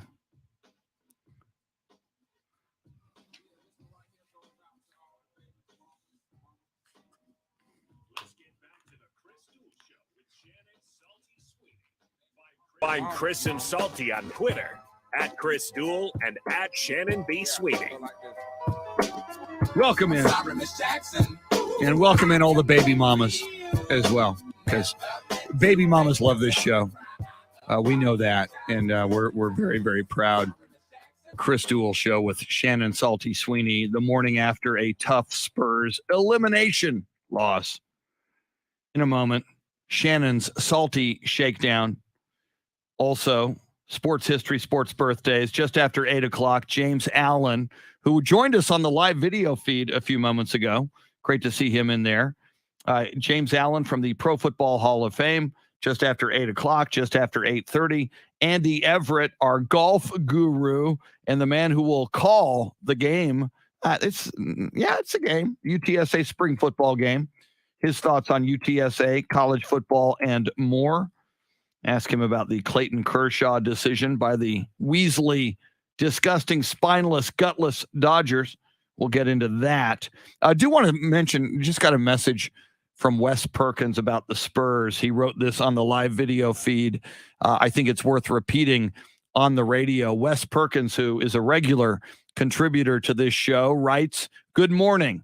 I'm sad for the Spurs, but elated for them to have made the play-in when the word tank was thrown around all year long. They are a young team set up for a bright future. They've got a top 9 pick and 3 total first-round picks and $30 to $40 million in cap room. There are great things about to happen again with the San Antonio Spurs." Amen, Wes Perkins. That's a dude who knows the big picture. I second that emotion. And oh, by the way, a lot of speculation about Coach Greg Popovich. I hope he's back. I hope against hope he's back. But some people saying they don't think it's going to happen. Some people, I disagree with them vehemently, say he shouldn't be back. You want to sound off on that issue? Go to the Talkback feature. We'll play your comments coming up on the air, the free iHeartRadio app. You listen to us either via AM 1300 The Zone or Ticket 760. There's a little microphone button there. You press that. You leave your message. It can be about pop, or you can choose something else. We'll get it instantly. You send it to us. We'll play it on the air. So there's that. In a moment, Shannon's Salty Shakedown. But first, how about some sports birthdays and this day in sports history? On this day, April 14th, 1910, President William Howard Taft went to a Major League Baseball game on opening day and threw out the first pitch, beginning a tradition of American presidents throwing out the first pitch on opening day. Now, some presidents haven't honored this tradition, and that ain't cool. On this day in 1964, LA Dodgers future Hall of Fame pitcher Sandy Koufax throws his 9th complete game without allowing a walk. It was a 4-0 opening day win over the St. Louis Cardinals. This day in 2002, it was the 66th Masters at Augusta. Tiger Woods became the 3rd player to claim back-to-back Masters championships. He finished 3 strokes ahead of Retief Goosen of South Africa. And on this day in 2019, just 3 years ago, it was the 83rd Masters. Tiger Woods won his 5th Masters title by 1 stroke over Xander Schauffele, Dustin Johnson, and Brooks Koepka. It was Tiger's 15th major and his first in 11 years. So savor that one, golf fans, even though Tiger returned to the Masters this year, played all 4 rounds, made the cut, but it wasn't what some of us dreamers had hoped it would have been. That's your sports history. How about some sports birthdays? Born on this day in 1941, baseball player and manager, but not in the Hall of Fame, Pete Rose. Most of his career with the Cincinnati Reds. Born appropriately in Cincinnati, Ohio. Another baseball player born in Cincinnati on this day in 1966, David Justice. Baseball player, Atlanta Braves, born in Cincinnati, just like Pete Rose. Born on this day in 1966, another baseball Hall of Famer, a pitcher, Greg Maddux, 4-time National League Cy Young winner. Greg Maddux was born in San Angelo, Texas, out in West Texas, out there near Midland and Big Spring. Finally, born on this day in 1995, Johnny Manziel 2.0, Baker Mayfield, Heisman Trophy winner in 2017, number 1 overall draft pick in 2018, man without a team now. Baker Mayfield was born in Austin, Texas, but he revoked his Texas citizenship by crossing the Red River to play for evil Oklahoma. Baker, you are dead to us in Texas. I hear he lives in Austin in the offseason. He may be listening. Baker, you got a problem with that? You dial us up, pal. Loser, 800-707-9760. Sorry, Baker, I'm a little bitter after the Spurs loss last night. Those are your sports birthdays. That's your sports history. And now, ladies and gentlemen, boys and girls, friends, Romans, countrymen, farm animals, pole assassins, monkeys, and Baker, here it is, your Throwback Thursday Salty Shakedown. Chris, as I do each and every day, I scrolls the internets, I scrolls the TikToks and the Twitters, and I came across a video yesterday from someone in Montana who said that we do some hick stuff, I believe is what the caption was. And what it was people riding around on donkeys playing basketball. And so I had to do some digging. So I naturally Googled donkey basketball, Montana.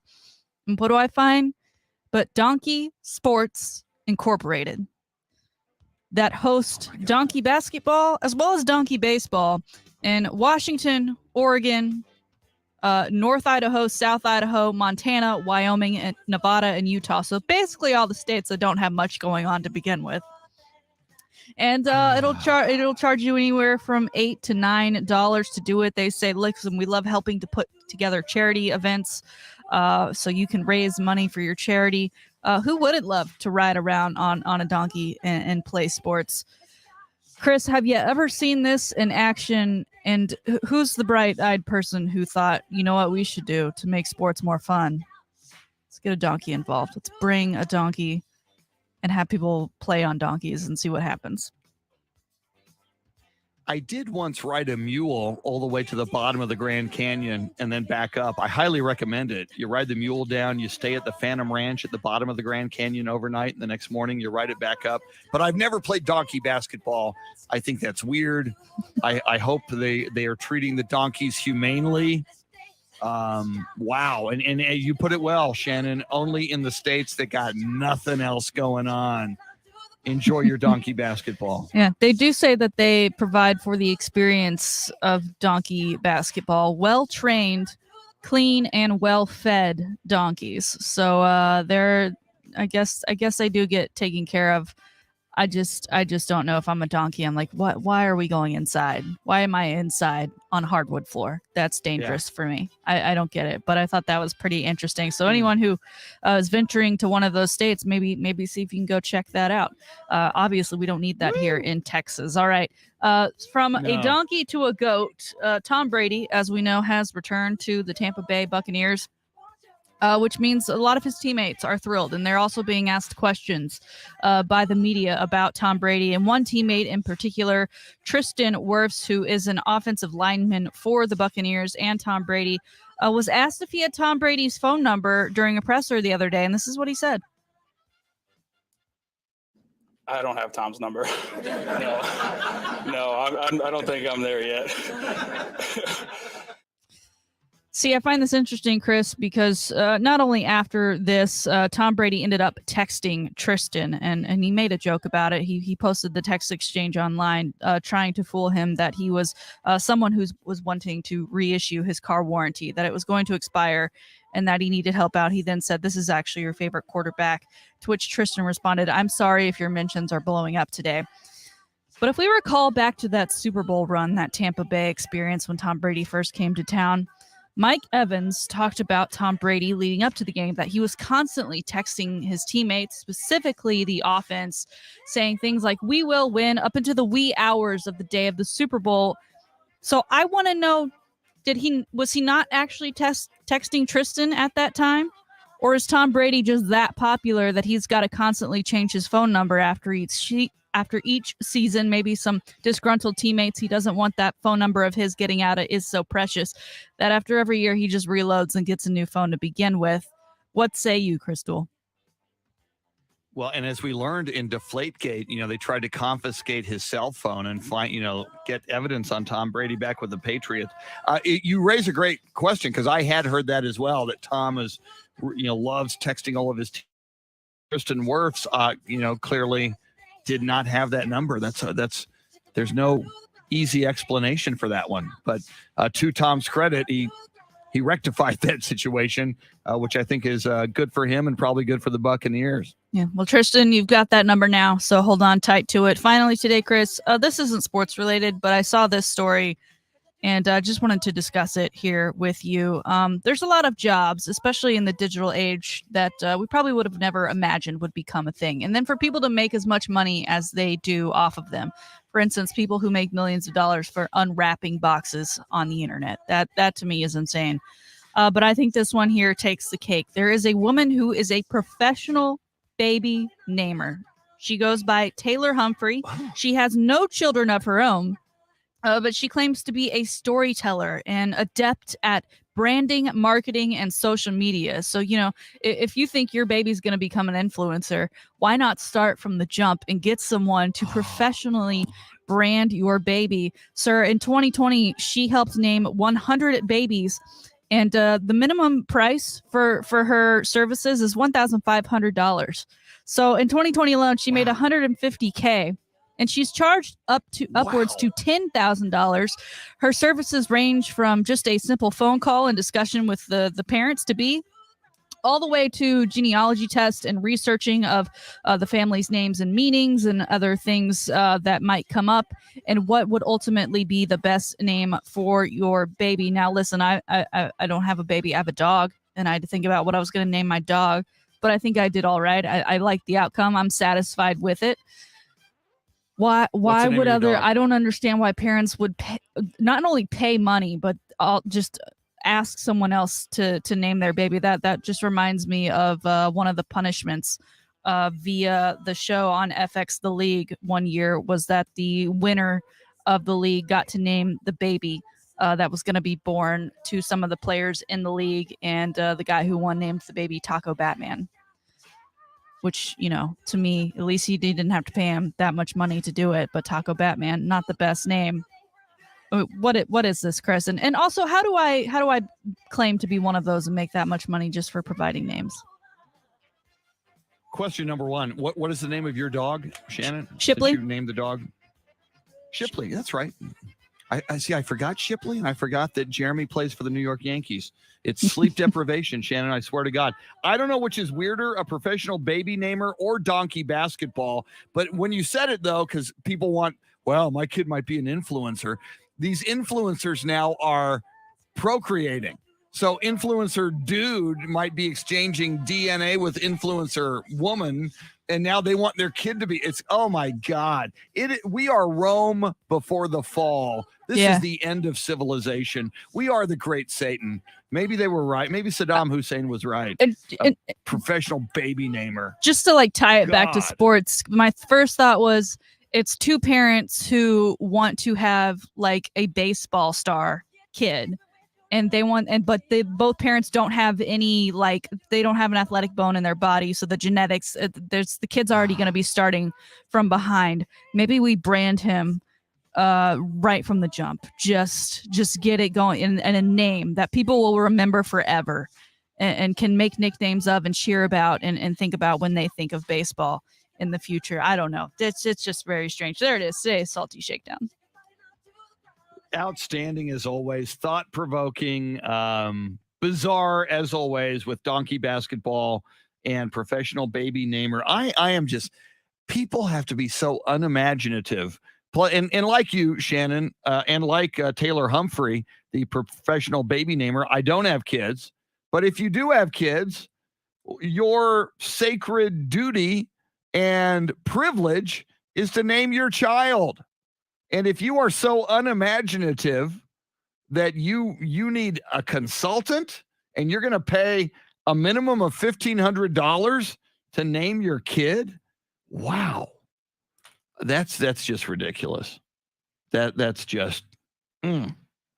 I think I would rather, Shannon, play donkey basketball than pay a professional baby namer to name my child. Because I mean, I knew from. If I ever had a child, I knew that the boy's name would either be Elvis or Roger after Roger Staubach. And if it were a girl, it would either be Lisa Marie, Elvis's daughter, or Alicia, which was Tom Landry's wife's name. So I always had my kids' names covered if I ever had kids, but I never had kids. So Elvis, Roger, Alicia, and Lisa Marie never made it into this world. So, and I did not need a professional baby namer. I was set. Of course, I would have to discuss these names with my wife, which never came up because she didn't want kids either. So it was all good. And there's that. Woo! Coming up, James Allen from the Pro Football Hall of Fame. We got a lot of talking to do with James Allen, and he's got some explaining to do about where he's been eating tacos and burritos. And what does he think about Cam Newton and his thoughts on women and more? What does he think about Coach Pop? Pop going to stick around as coach of the San Antonio Spurs? Lots of speculation. Also coming up, Andy Everett, the voice of UTSA athletics. He'll be calling the spring game this evening. We'll also talk some golf with Andy. She is Shannon Salty Sweeney. Sleepless Jeremy KOLOK is your Soundscape stylist. Sports update coming at you at the top of the hour. We are with you till 9. Thanks for hanging out with us on the Chris Duel Show.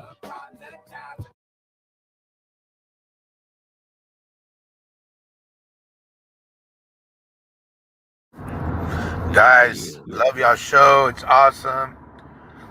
But like life, in all caps, life changes. Life goes on. I think it's time for the Popovich era. Christopher Silva says in all caps, not in all caps, in mostly caps. Time for us to get the Kansas coach Bill Self. I'm not spending another $8,000 on 24 home season tickets or $16,000 on a full season. Awesome. Weak halftime entertainment and no silver dancers. Love the show. Well, at least you love the show, Christopher. Thank you, sir. Christopher, with all due respect, and I appreciate your opinion, and a lot of people share it. I think Greg Popovich is still a great coach. I think he was always a great coach. And I think when you have a once-in-a-generation or a once-in-a-lifetime coach, you should hang on to him. It's my feeling. or at least, and if for no other reason, because he's still very good, if not great. I think he has earned a Lifetime Achievement Award to stay as long as he wants to stay. But that's just me. All right, coming up, James Allen. Let me get my James Allen photo ready. Where's Mr. James Allen? He is there. Suitable for framing. You know him, you love him. The future governor of the great state of Texas. We can get all that Jerry Jones money, put all that Jerry Jones money behind James Allen, and he will have a pro football friendly platform. If you own a pro football franchise in the great state of Texas under Governor James Allen, you will pay no state taxes. I think nobody pays state taxes. You will get state. You will get extra money. You'll get bonus money.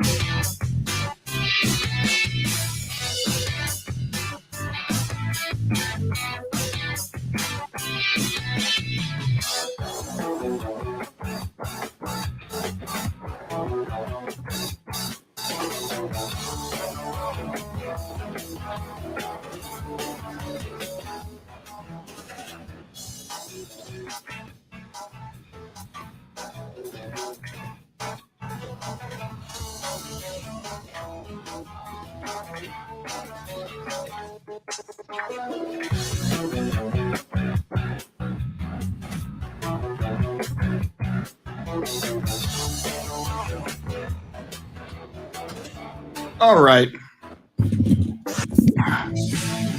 James Allen about to join us. I need, first of all, more ice. My tea. Thank you very much. Now, I need to edit some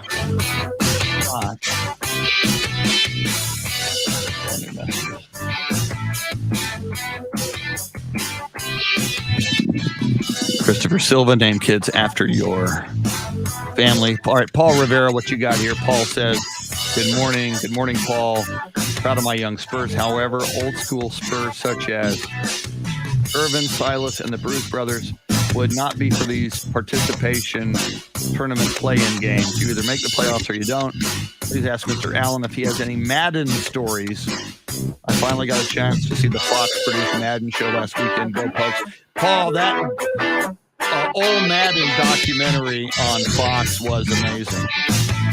All right. You say the music is too loud, Louisa, so I am going to mute a microphone to change that for a moment till we get back. Now, let's see. I need to do this.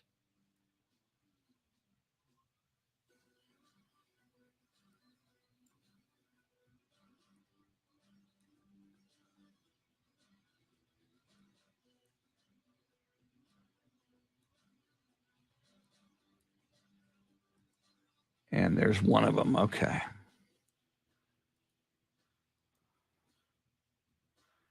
So this one is the 18th.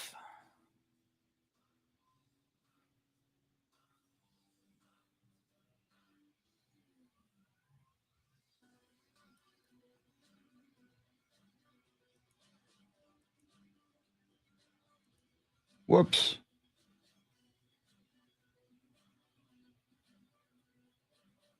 Wow. Okay.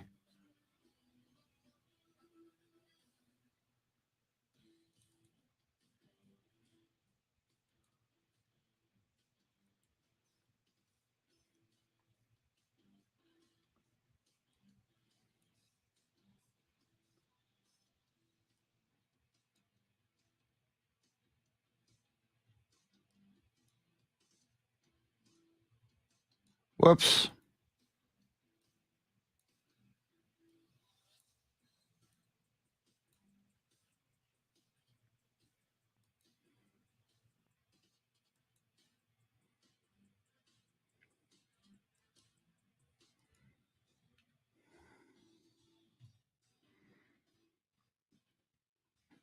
Thank you, Louisa. Yeah, just it's so weird. Just these little quirks in the system, like the loud music at times. Christopher Silva says, if it's too loud, you're too old. True, Christopher. But also, you can always turn down the volume. If the music's too loud, that's an option. All right, let's see here. There's that. Wow, this one's long. Okay, let's do this then.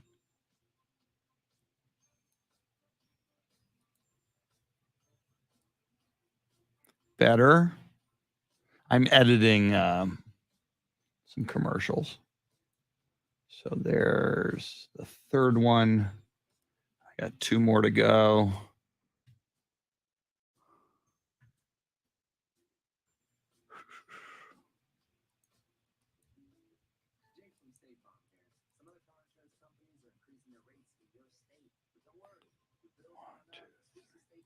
Two more.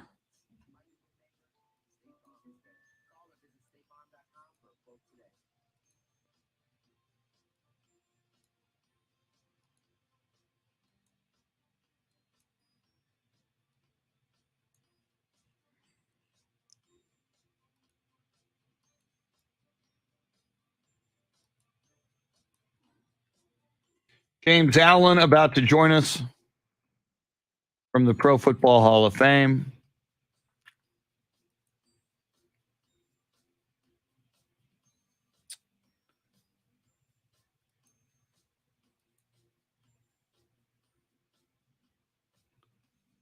Oh, I see what you're saying, Louisa. Okay, that makes sense.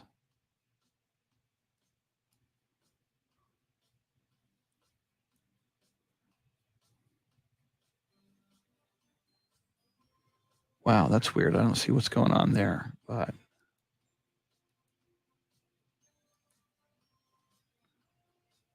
files, save as. Jeremy is calling. Axel J. Miller, what's up? Jeremy is calling. 16 April tailgate party. Now that's on Saturday, Robert. I don't know that I can go this weekend. I need a couple days to recover from sleep deprivation and the Spurs season. So I'm going into like a recovery mode. Let's see here. I guess I'm going to wait on mailing those. Very cool, though. Robert is saying there's a tailgate party at the Missions Under the Shade. That would be this Saturday at 5. Yeah, Axel, the Spurs draft is going to be a big deal, man. It is going to be big. Big, big, big. Here we come. Oh, June. I might be able to do June. This is the Chris Duel. That would be possible. Here we go, 8 o'clock hour.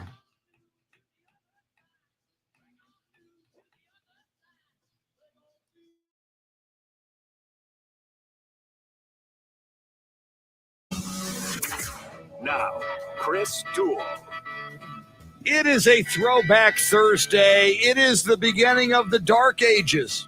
I've said this for decades. For me, when the Spurs season comes to an end, it is the dark ages in sports until football begins. So the good news is the dark ages will only last one more day because football begins on Saturday.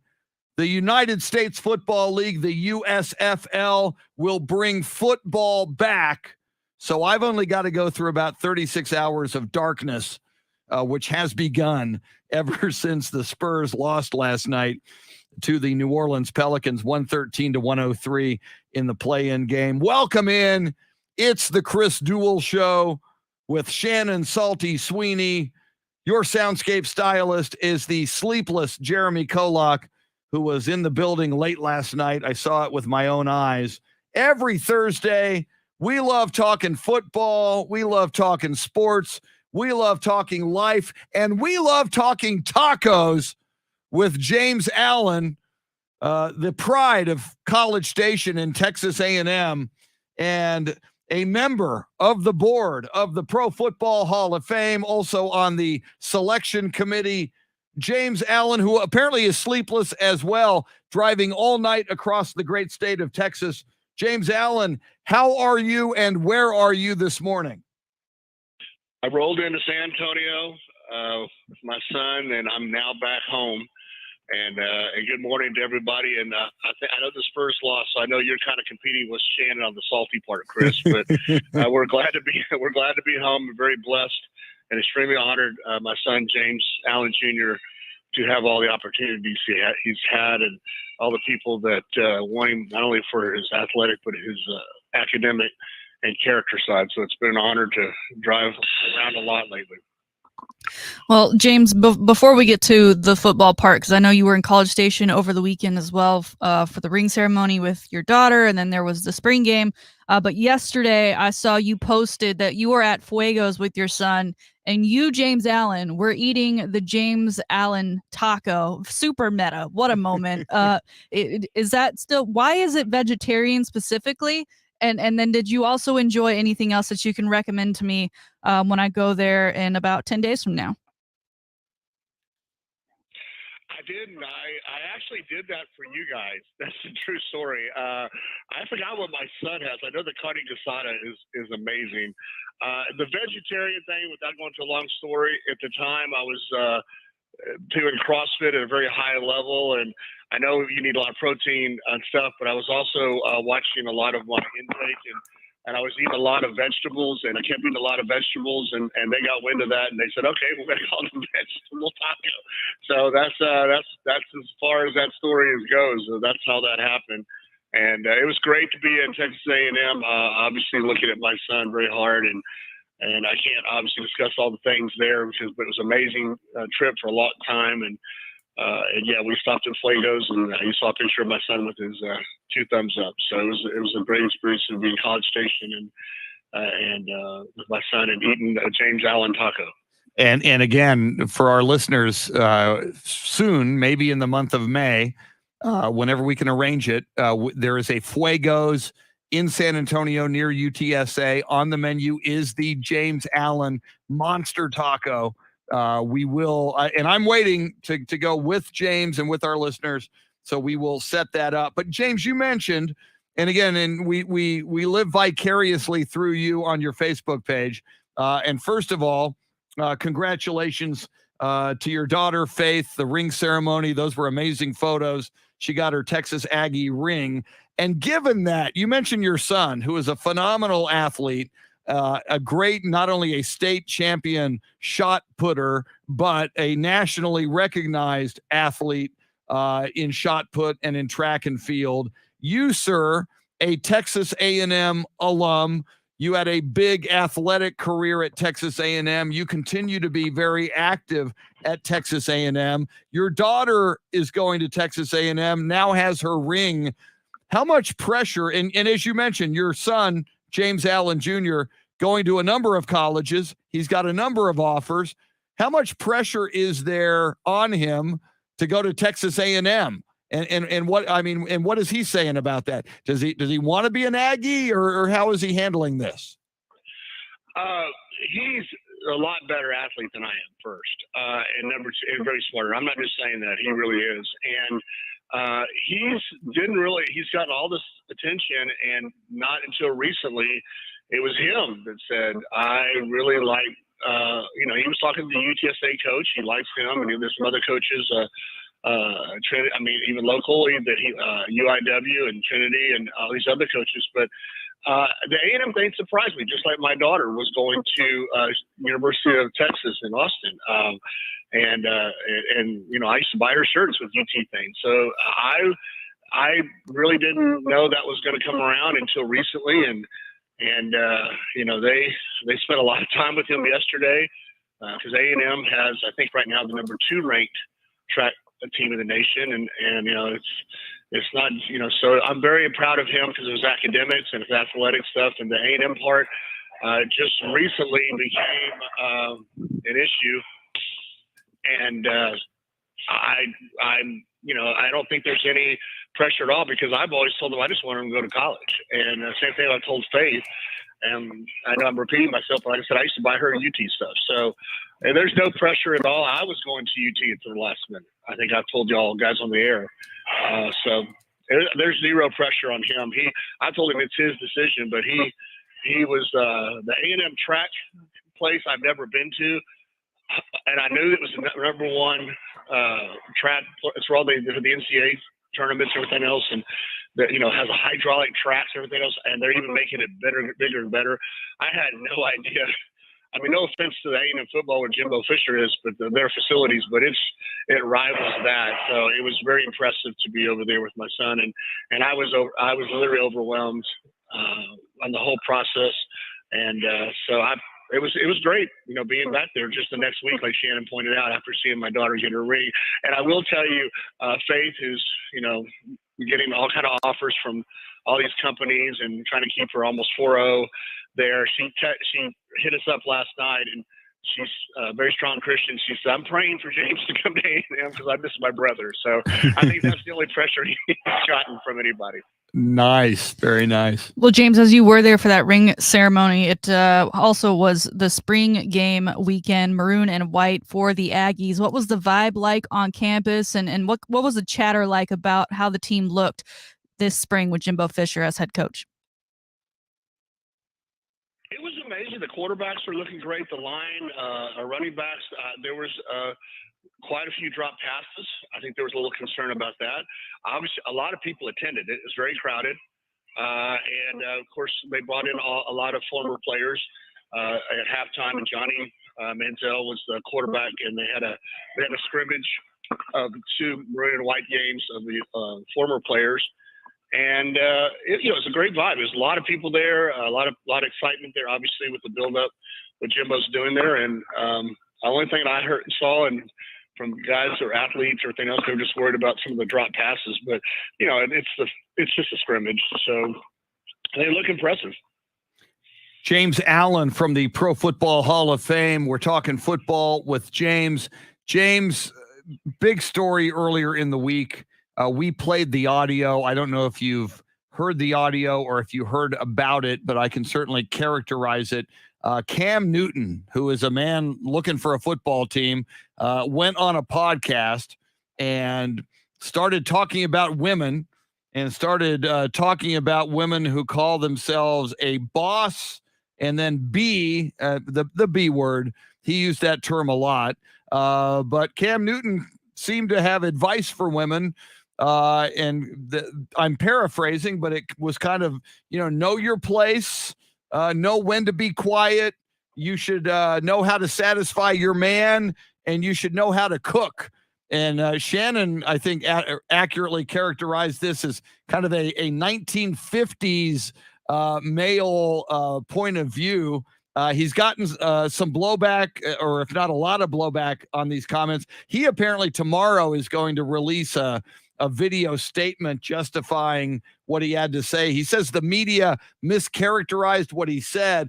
I'm just wondering, James, and you're a guy not only are you connected to so many gold jacket Hall of Famers, but you're also connected to teams in the NFL and front office executives. When you've got a quarterback, to me, from my perspective, insulting women like this, who's looking for a job as a quarterback in the NFL, do you think he's doing himself any favors saying things like this in public while he's still an active NFL player? Well, it's a bifurcated situation, and I'll lead with the tougher one, tongue in cheek. I mean, it didn't hurt Deshaun Watson. He did a lot of things more egregious. And the NFL is about it. Can you play? There's a great saying that a huddle is the best place. It's the toughest game. They don't care what color your skin is in the huddle. They don't care your religion in the huddle. They just want to move the ball or stop the ball. And that kind of transcends to front office. So, there's that. However, it's not doing him any favors. And these guys, a lot of the people have hired PR people and help them with their Twitter and telling them what to do. He's done this before. I think several years ago, he was talking about a woman was asking about receivers. And he goes, "Why is a woman asking about receivers?" Mm-hmm. And it's just like, come on now. Shannon would probably rip him a new one. I don't know where this woman in sports. I find them to be actually very knowledgeable, and a lot of research is it's more 3D and it's a different perspective. So, like I said, obviously it's an easy thing to rebut. Don't do that. However, do I think it's going to hurt his chances? It doesn't help his chances for sure. It does kind of narrow your teams out. I mean, what Cleveland's kind of, not known for doing a lot of smart things, and what Deshaun is actually making more than Patrick Mahomes and Josh Allen. I'm not. So if that kind of puts things in a dichotomy of the environment, that's the best I can come up with. Just kind of from a 180 possible 360 view. Well, James, in other quarterback news, we heard from the first time from Baker Mayfield when he sat down with a friend on his podcast, and he said he feels 100% disrespected by the Cleveland Browns, that he was told one thing and they did the complete opposite. He also said he doesn't know where he is going next. And then he talked about how he would like to go to someone's cubicle and scream and boo at them the way that fans have done to him in Cleveland.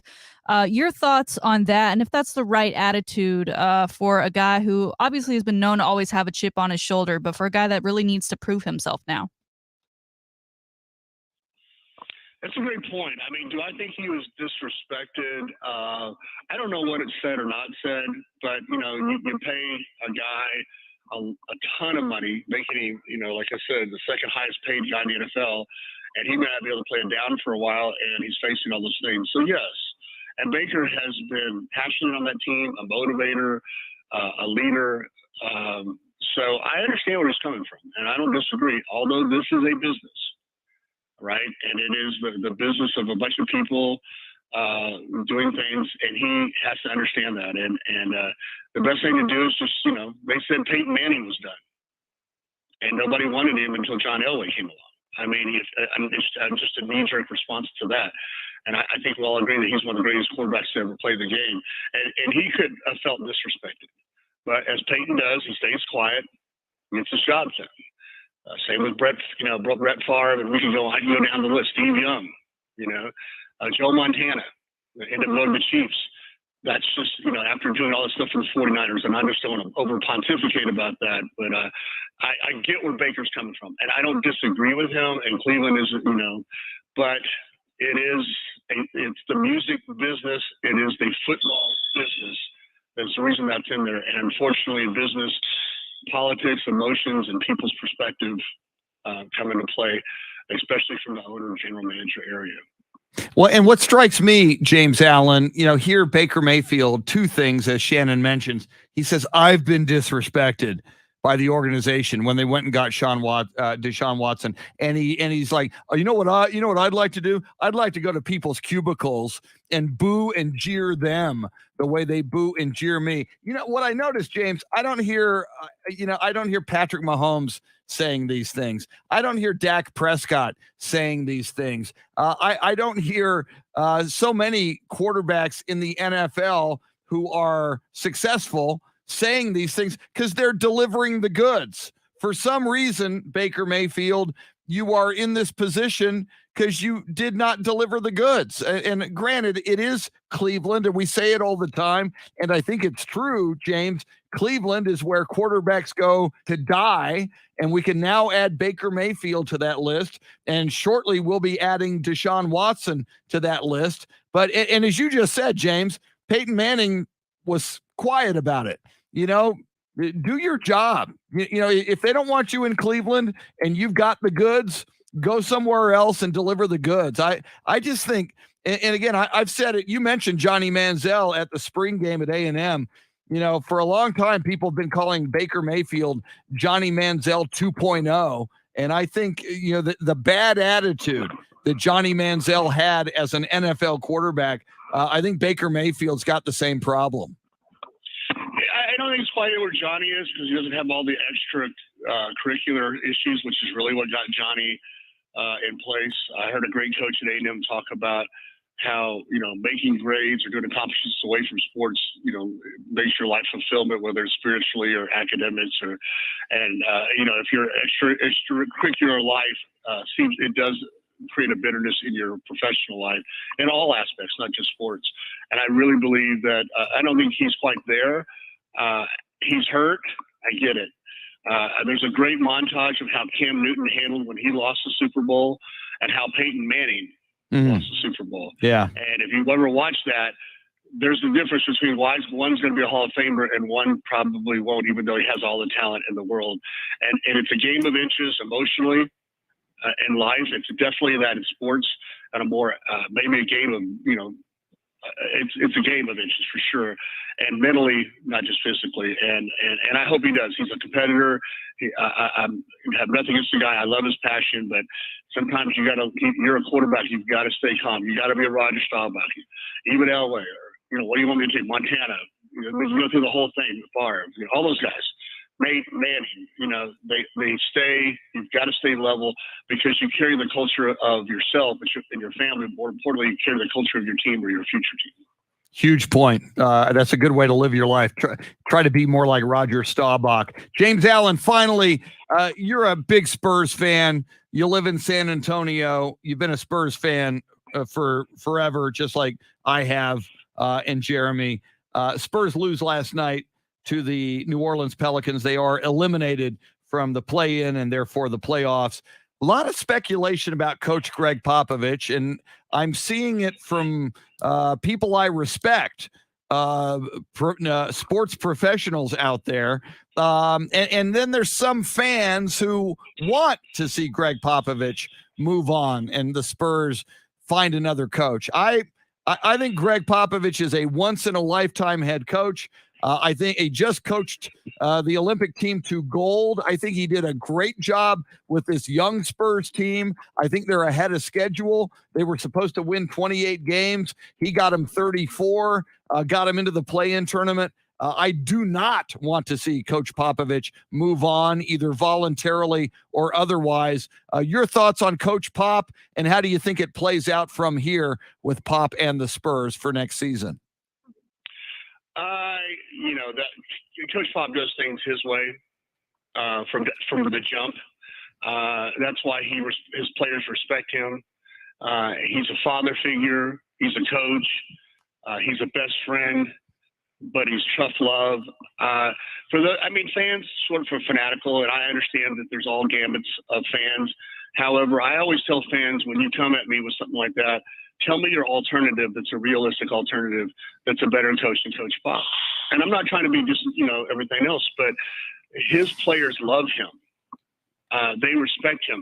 And he has made a lot of people better that lead the Spurs. And I just think that's an interesting take that I don't even understand why anybody would say that. Everybody wants the new this, the new that. I'm sorry, my dogs are wrestling. They just got into my office. Sorry. Everybody wants a new this, new that. And it's the news person. That's kind of what happened to Baker. Okay, we didn't quite make it. Maybe this guy will do it. That's just human nature. But as far as Pop, I don't have any intimate knowledge. I would listen to the people you do, Chris. You have better connections on the NBA front, and notwithstanding Bill Schoening and everyone else. I would just say that, Pop obviously lost his wife tragically. I really think, in my personal opinion, that says, okay, well, I don't want to be home alone and everything else, so let's coach. This is what I love. And like he says, you have to be a sick puppy to do this job, travel all over the place, be on the phone all summer doing stuff. And he says, I'm a sick puppy. And he said that for over a decade. So this is what he does. Do I think that he cared about the record to be the winningest coach? I think maybe, but that's not really drives him. He has that. That's the only catalyst. If that was his deal quietly, which is the way he operates on stuff like that, then I could see him saying, you know what, I did it. I'm the all-time guy. I can do it. But on the other side, he's got a young team, and he loves to mold people. That's his passion.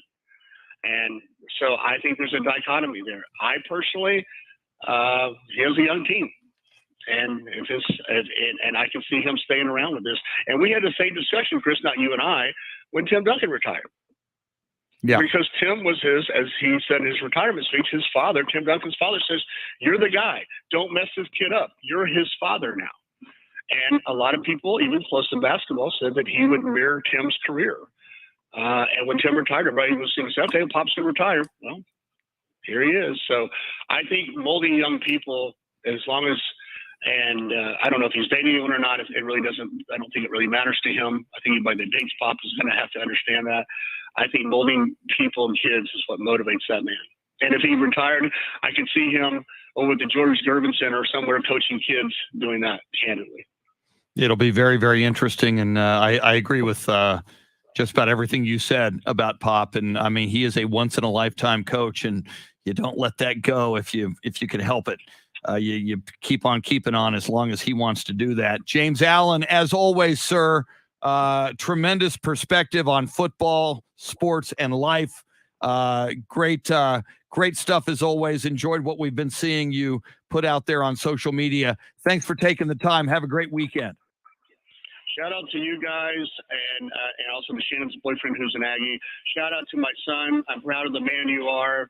A man of God, a man of character, everything else. A shout out to my mom and dad. My dad's not doing well. I hope your mom's doing well, Chris. And I know they're listening right now. And I love you guys, and thank you for this time. And I love all the people on the Twitter and everything else. Just give shout outs to me and everybody else. It really means a lot. So thank you, guys. Thank you, James Allen. Prayers for your father and certainly your mom and your whole family. But to hear there that your father's not necessarily doing well, we'll amp up the prayers for him. James Allen of the Pro Football Hall of Fame. Coming up, Andy Everett, the voice of UTSA athletics. He'll call the spring game for UTSA this evening. We'll also talk Tiger and golf with Andy and more. Maybe even some Pop and Clayton Kershaw. Don't go anywhere. Big final half hour of the show coming at you. It's the Chris Duel Show. Birds up.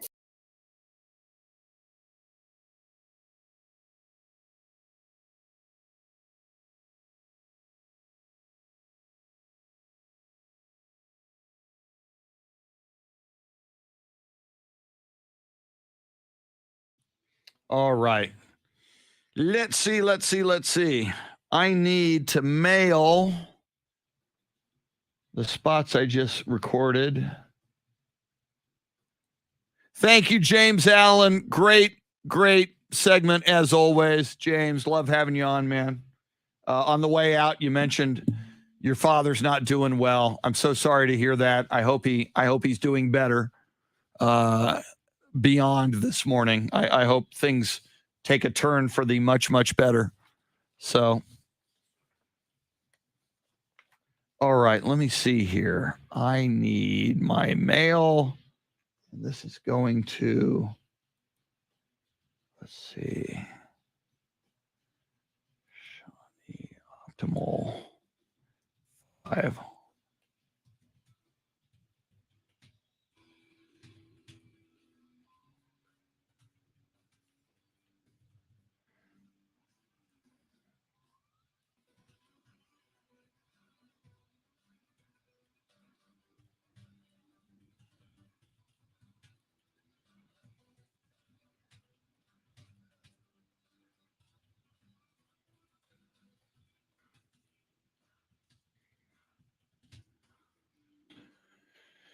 And let's go find him.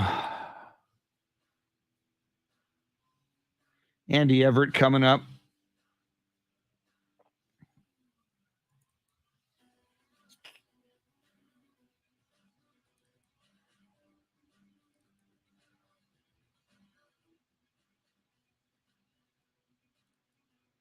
let's see, where are those? There they are.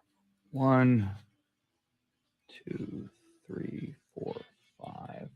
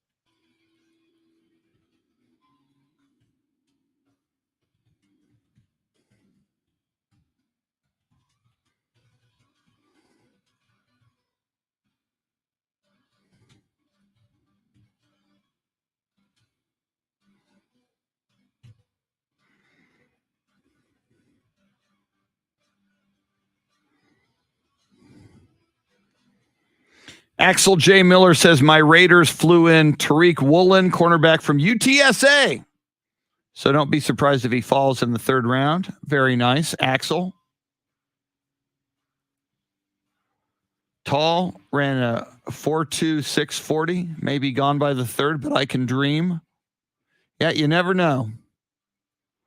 And James, if you're still here, I see Louisa is saying prayers for your father.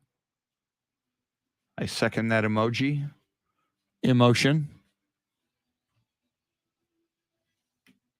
All right, Andy is on board. Let me find my Andy Everett. There he is.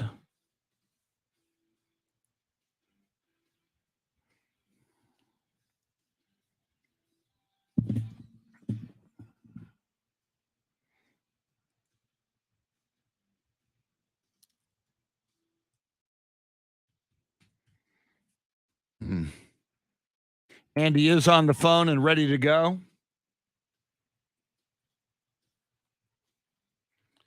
If you look at the background of that Andy Everett photo, he's at Kyle Field. He's actually in the photo. He's cut out of it, but he's with Andrew Monaco, who's the voice of Aggie Athletics. Andrew, a longtime Spurs Sports and Entertainment TV guy. But that's the Kyle Field behind him. Excuse me.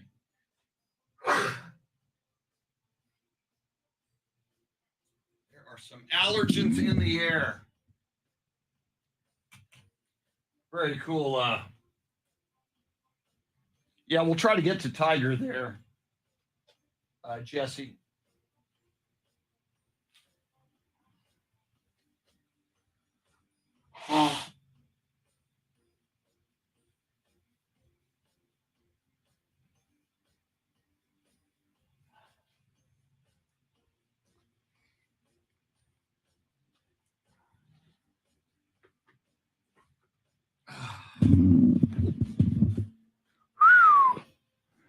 my 3 hours and 3 minutes of sleep beginning to be felt.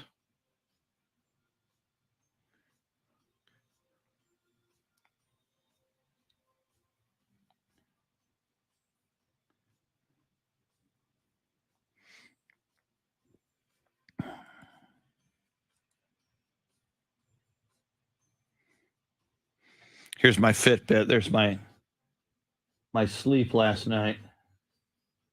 Sometimes that focuses in, sometimes it doesn't. If it focused, you would see 3 hours and 3 minutes of sleep. Woo! I went to sleep at 12:04 a.m. I woke up at 3:31 a.m.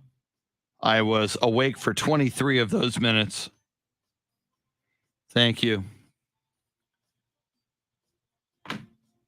So you want to be in radio.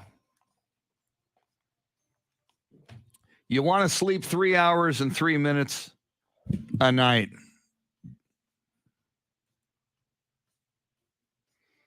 James Allen, once again, man, thanks for everything. We will work up that Fuego's experience.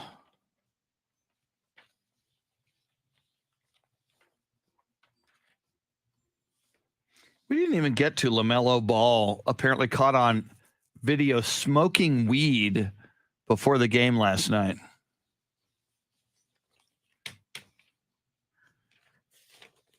So much we didn't get to. We had talkback comments on Pop we haven't gotten to yet. We're going to defer those to tomorrow.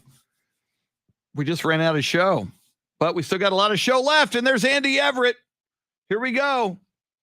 Woo!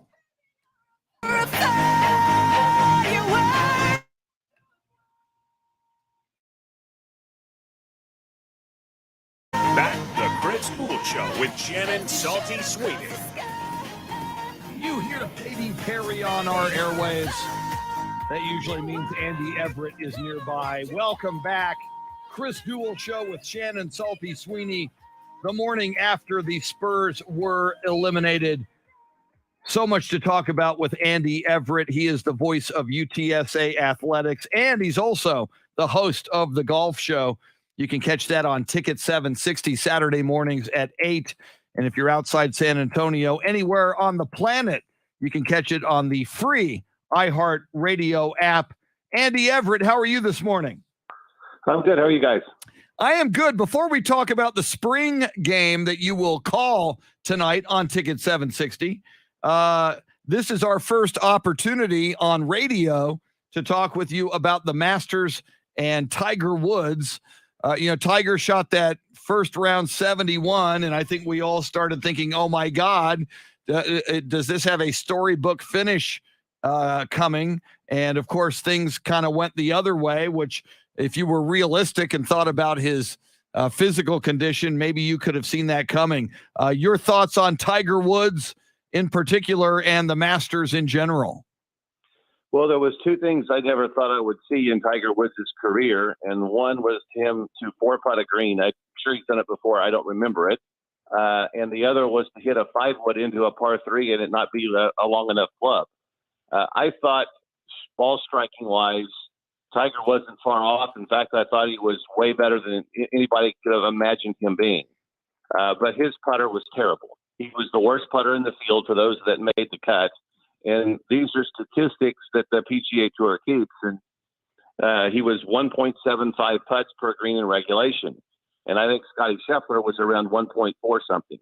So basically, Tiger and I never looked at the final numbers, but when Tiger won tournaments and won majors, he probably had somewhere between 26 and 28 putts per round, and he was over 30 for all of these.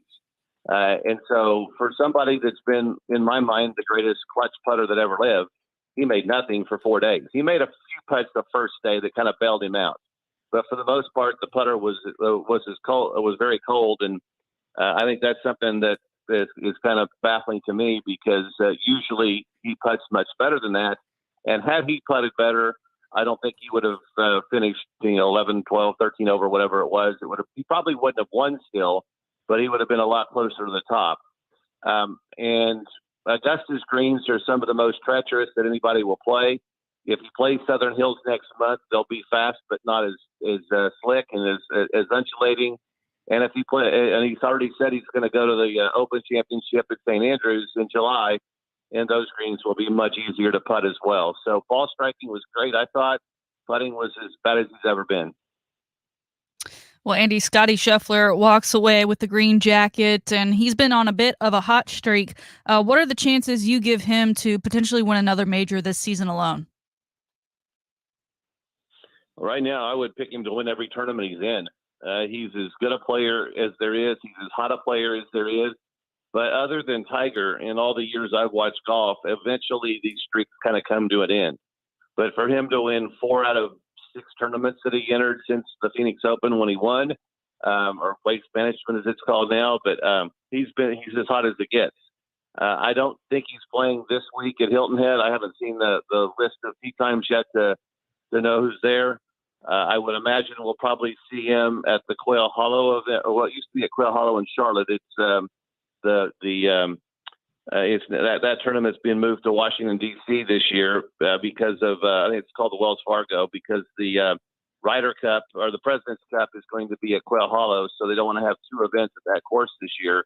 But you might see him there, and I'm guessing you'll see him at the PGA and both of the 2 events in the Dallas-Fort Worth area. But anytime he enters a tournament right now, he's got to be the guy that people consider to be the favorite. He is Andy Everett, host of The Golf Show and the voice of UTSA Athletics. Andy calling the spring game, the UTSA Roadrunners spring football game later this evening, pregame or broadcast time, 6:30 tonight on Ticket 760 in San Antonio. And Andy, you were with Coach Jeff Traylor yesterday, the Jeff Traylor show at the Sandbox on Ticket 760 as well. Are you at all concerned? Last season was so phenomenal. Best season, obviously, in program history, 12-2, Conference USA champions. Jeff Traylor named the Conference USA Coach of the Year. Are you at all concerned that fans' expectations now might be through the roof? Because it'll be very, very difficult to duplicate a 12-2 season. Any concern there for you? Well, I think fans are often unrealistic, and then often they're too optimistic. So fans are fans because they're fanatic about their team and they want them to do well, and when they don't, they're disappointed.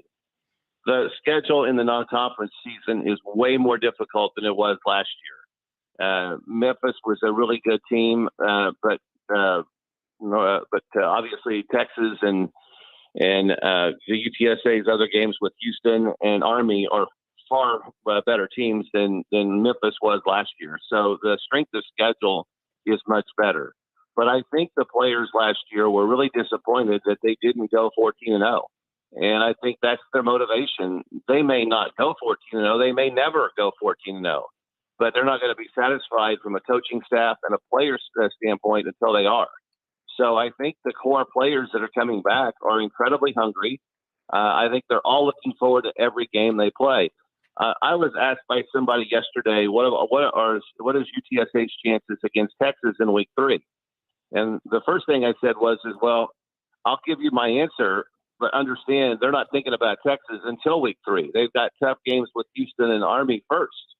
But I said, Texas's players are better. But if Texas's players don't play at their level and UTSA's players do, then UTSA could win that game. And there were a lot of games last year that Texas could or should have won and didn't. And UTSA had a lot of opponents that could have beaten them, but UTSA played better at the end.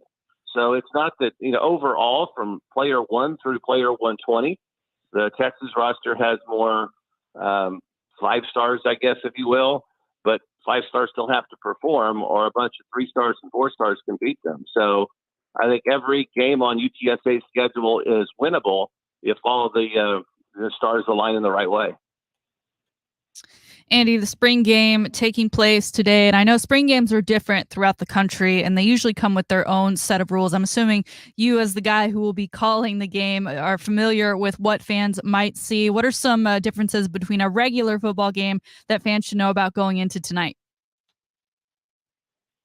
Well, usually in UTSA, it's always been this way. There are a lot of players who, near the end of a season, had to have some kind of minor surgery or some kind of a rest period. And it's been 120 days or so since the bowl game, and we're 140 days or so away from the Houston game. So there's not a lot of time for those players who need 6 or 8 months of recovery to be able to play. So I would say there's 8 or 10 players that UTSA has that won't even take the field. And because of that, teams, and I don't know what other schools do, but a lot of times people will choose up sides, and Texas will play an orange and white game, or UTSA could play a blue and orange game. But what the Roadrunners like to do is just to have different scenarios: the number 1 offense against the number 1 defense, and then the number 2 offense against the number 1 defense, and vice versa. And they'll have 5 or 6 sessions of that, and then they'll have a brief 15-minute halftime, and then they'll do it again with another set of groups going against the others. And the depth chart is always fluid. I've heard coaches say the depth chart is always written in sand because we can change it anytime we need to.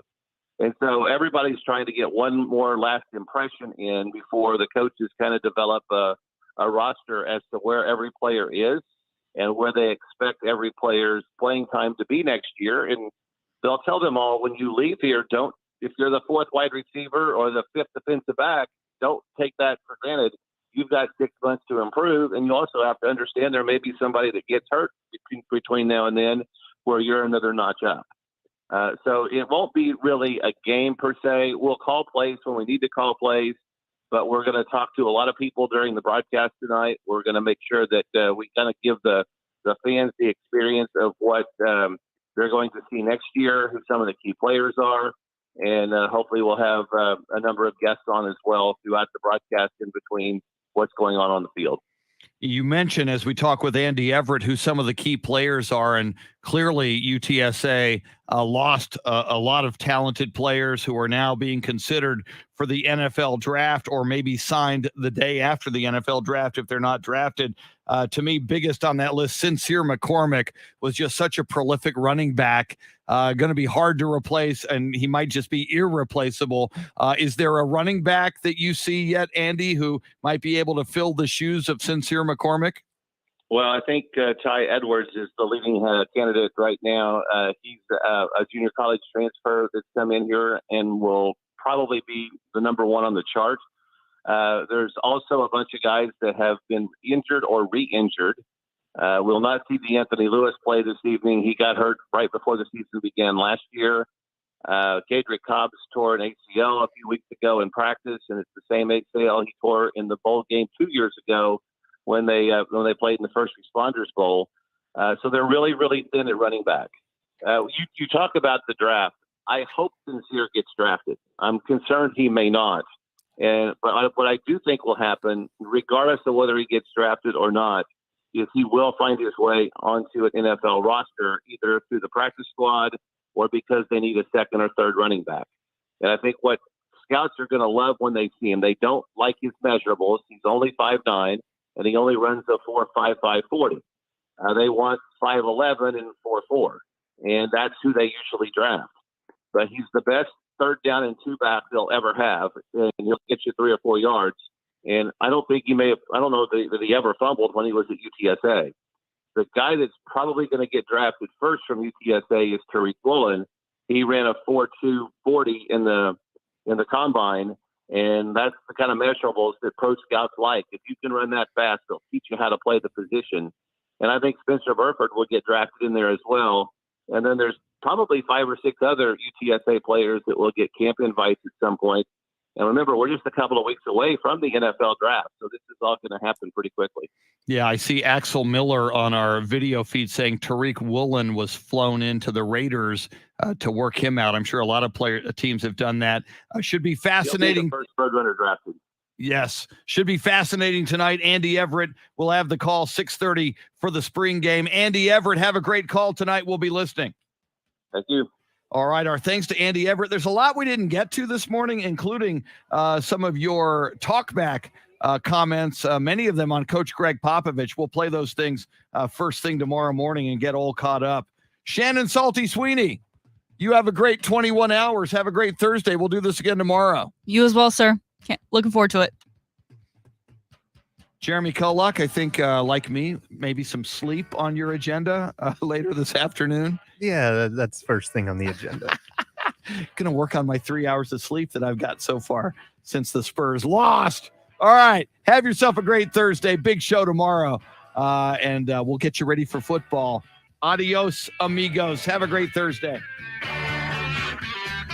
Birds up. James Allen, thank you, sir. James Allen says, get some sleep. I'll work on that. Best to your dad and all of your family, James. There's Andy. Let's see. Thank you, Jason. Much appreciated. Thank you, Louisa. We appreciate all of you, even if I don't see your names. Thanks for hanging out with us. I am going to go to sleep for a while. But I'll be ready tomorrow. And we'll get you ready for USFL football. We hope Paul Alexander will be here tomorrow. Thank you. The universal sleep symbol there from Jeremy. So have a great Thursday.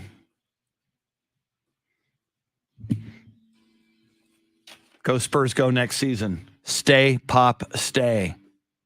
Please. Adios.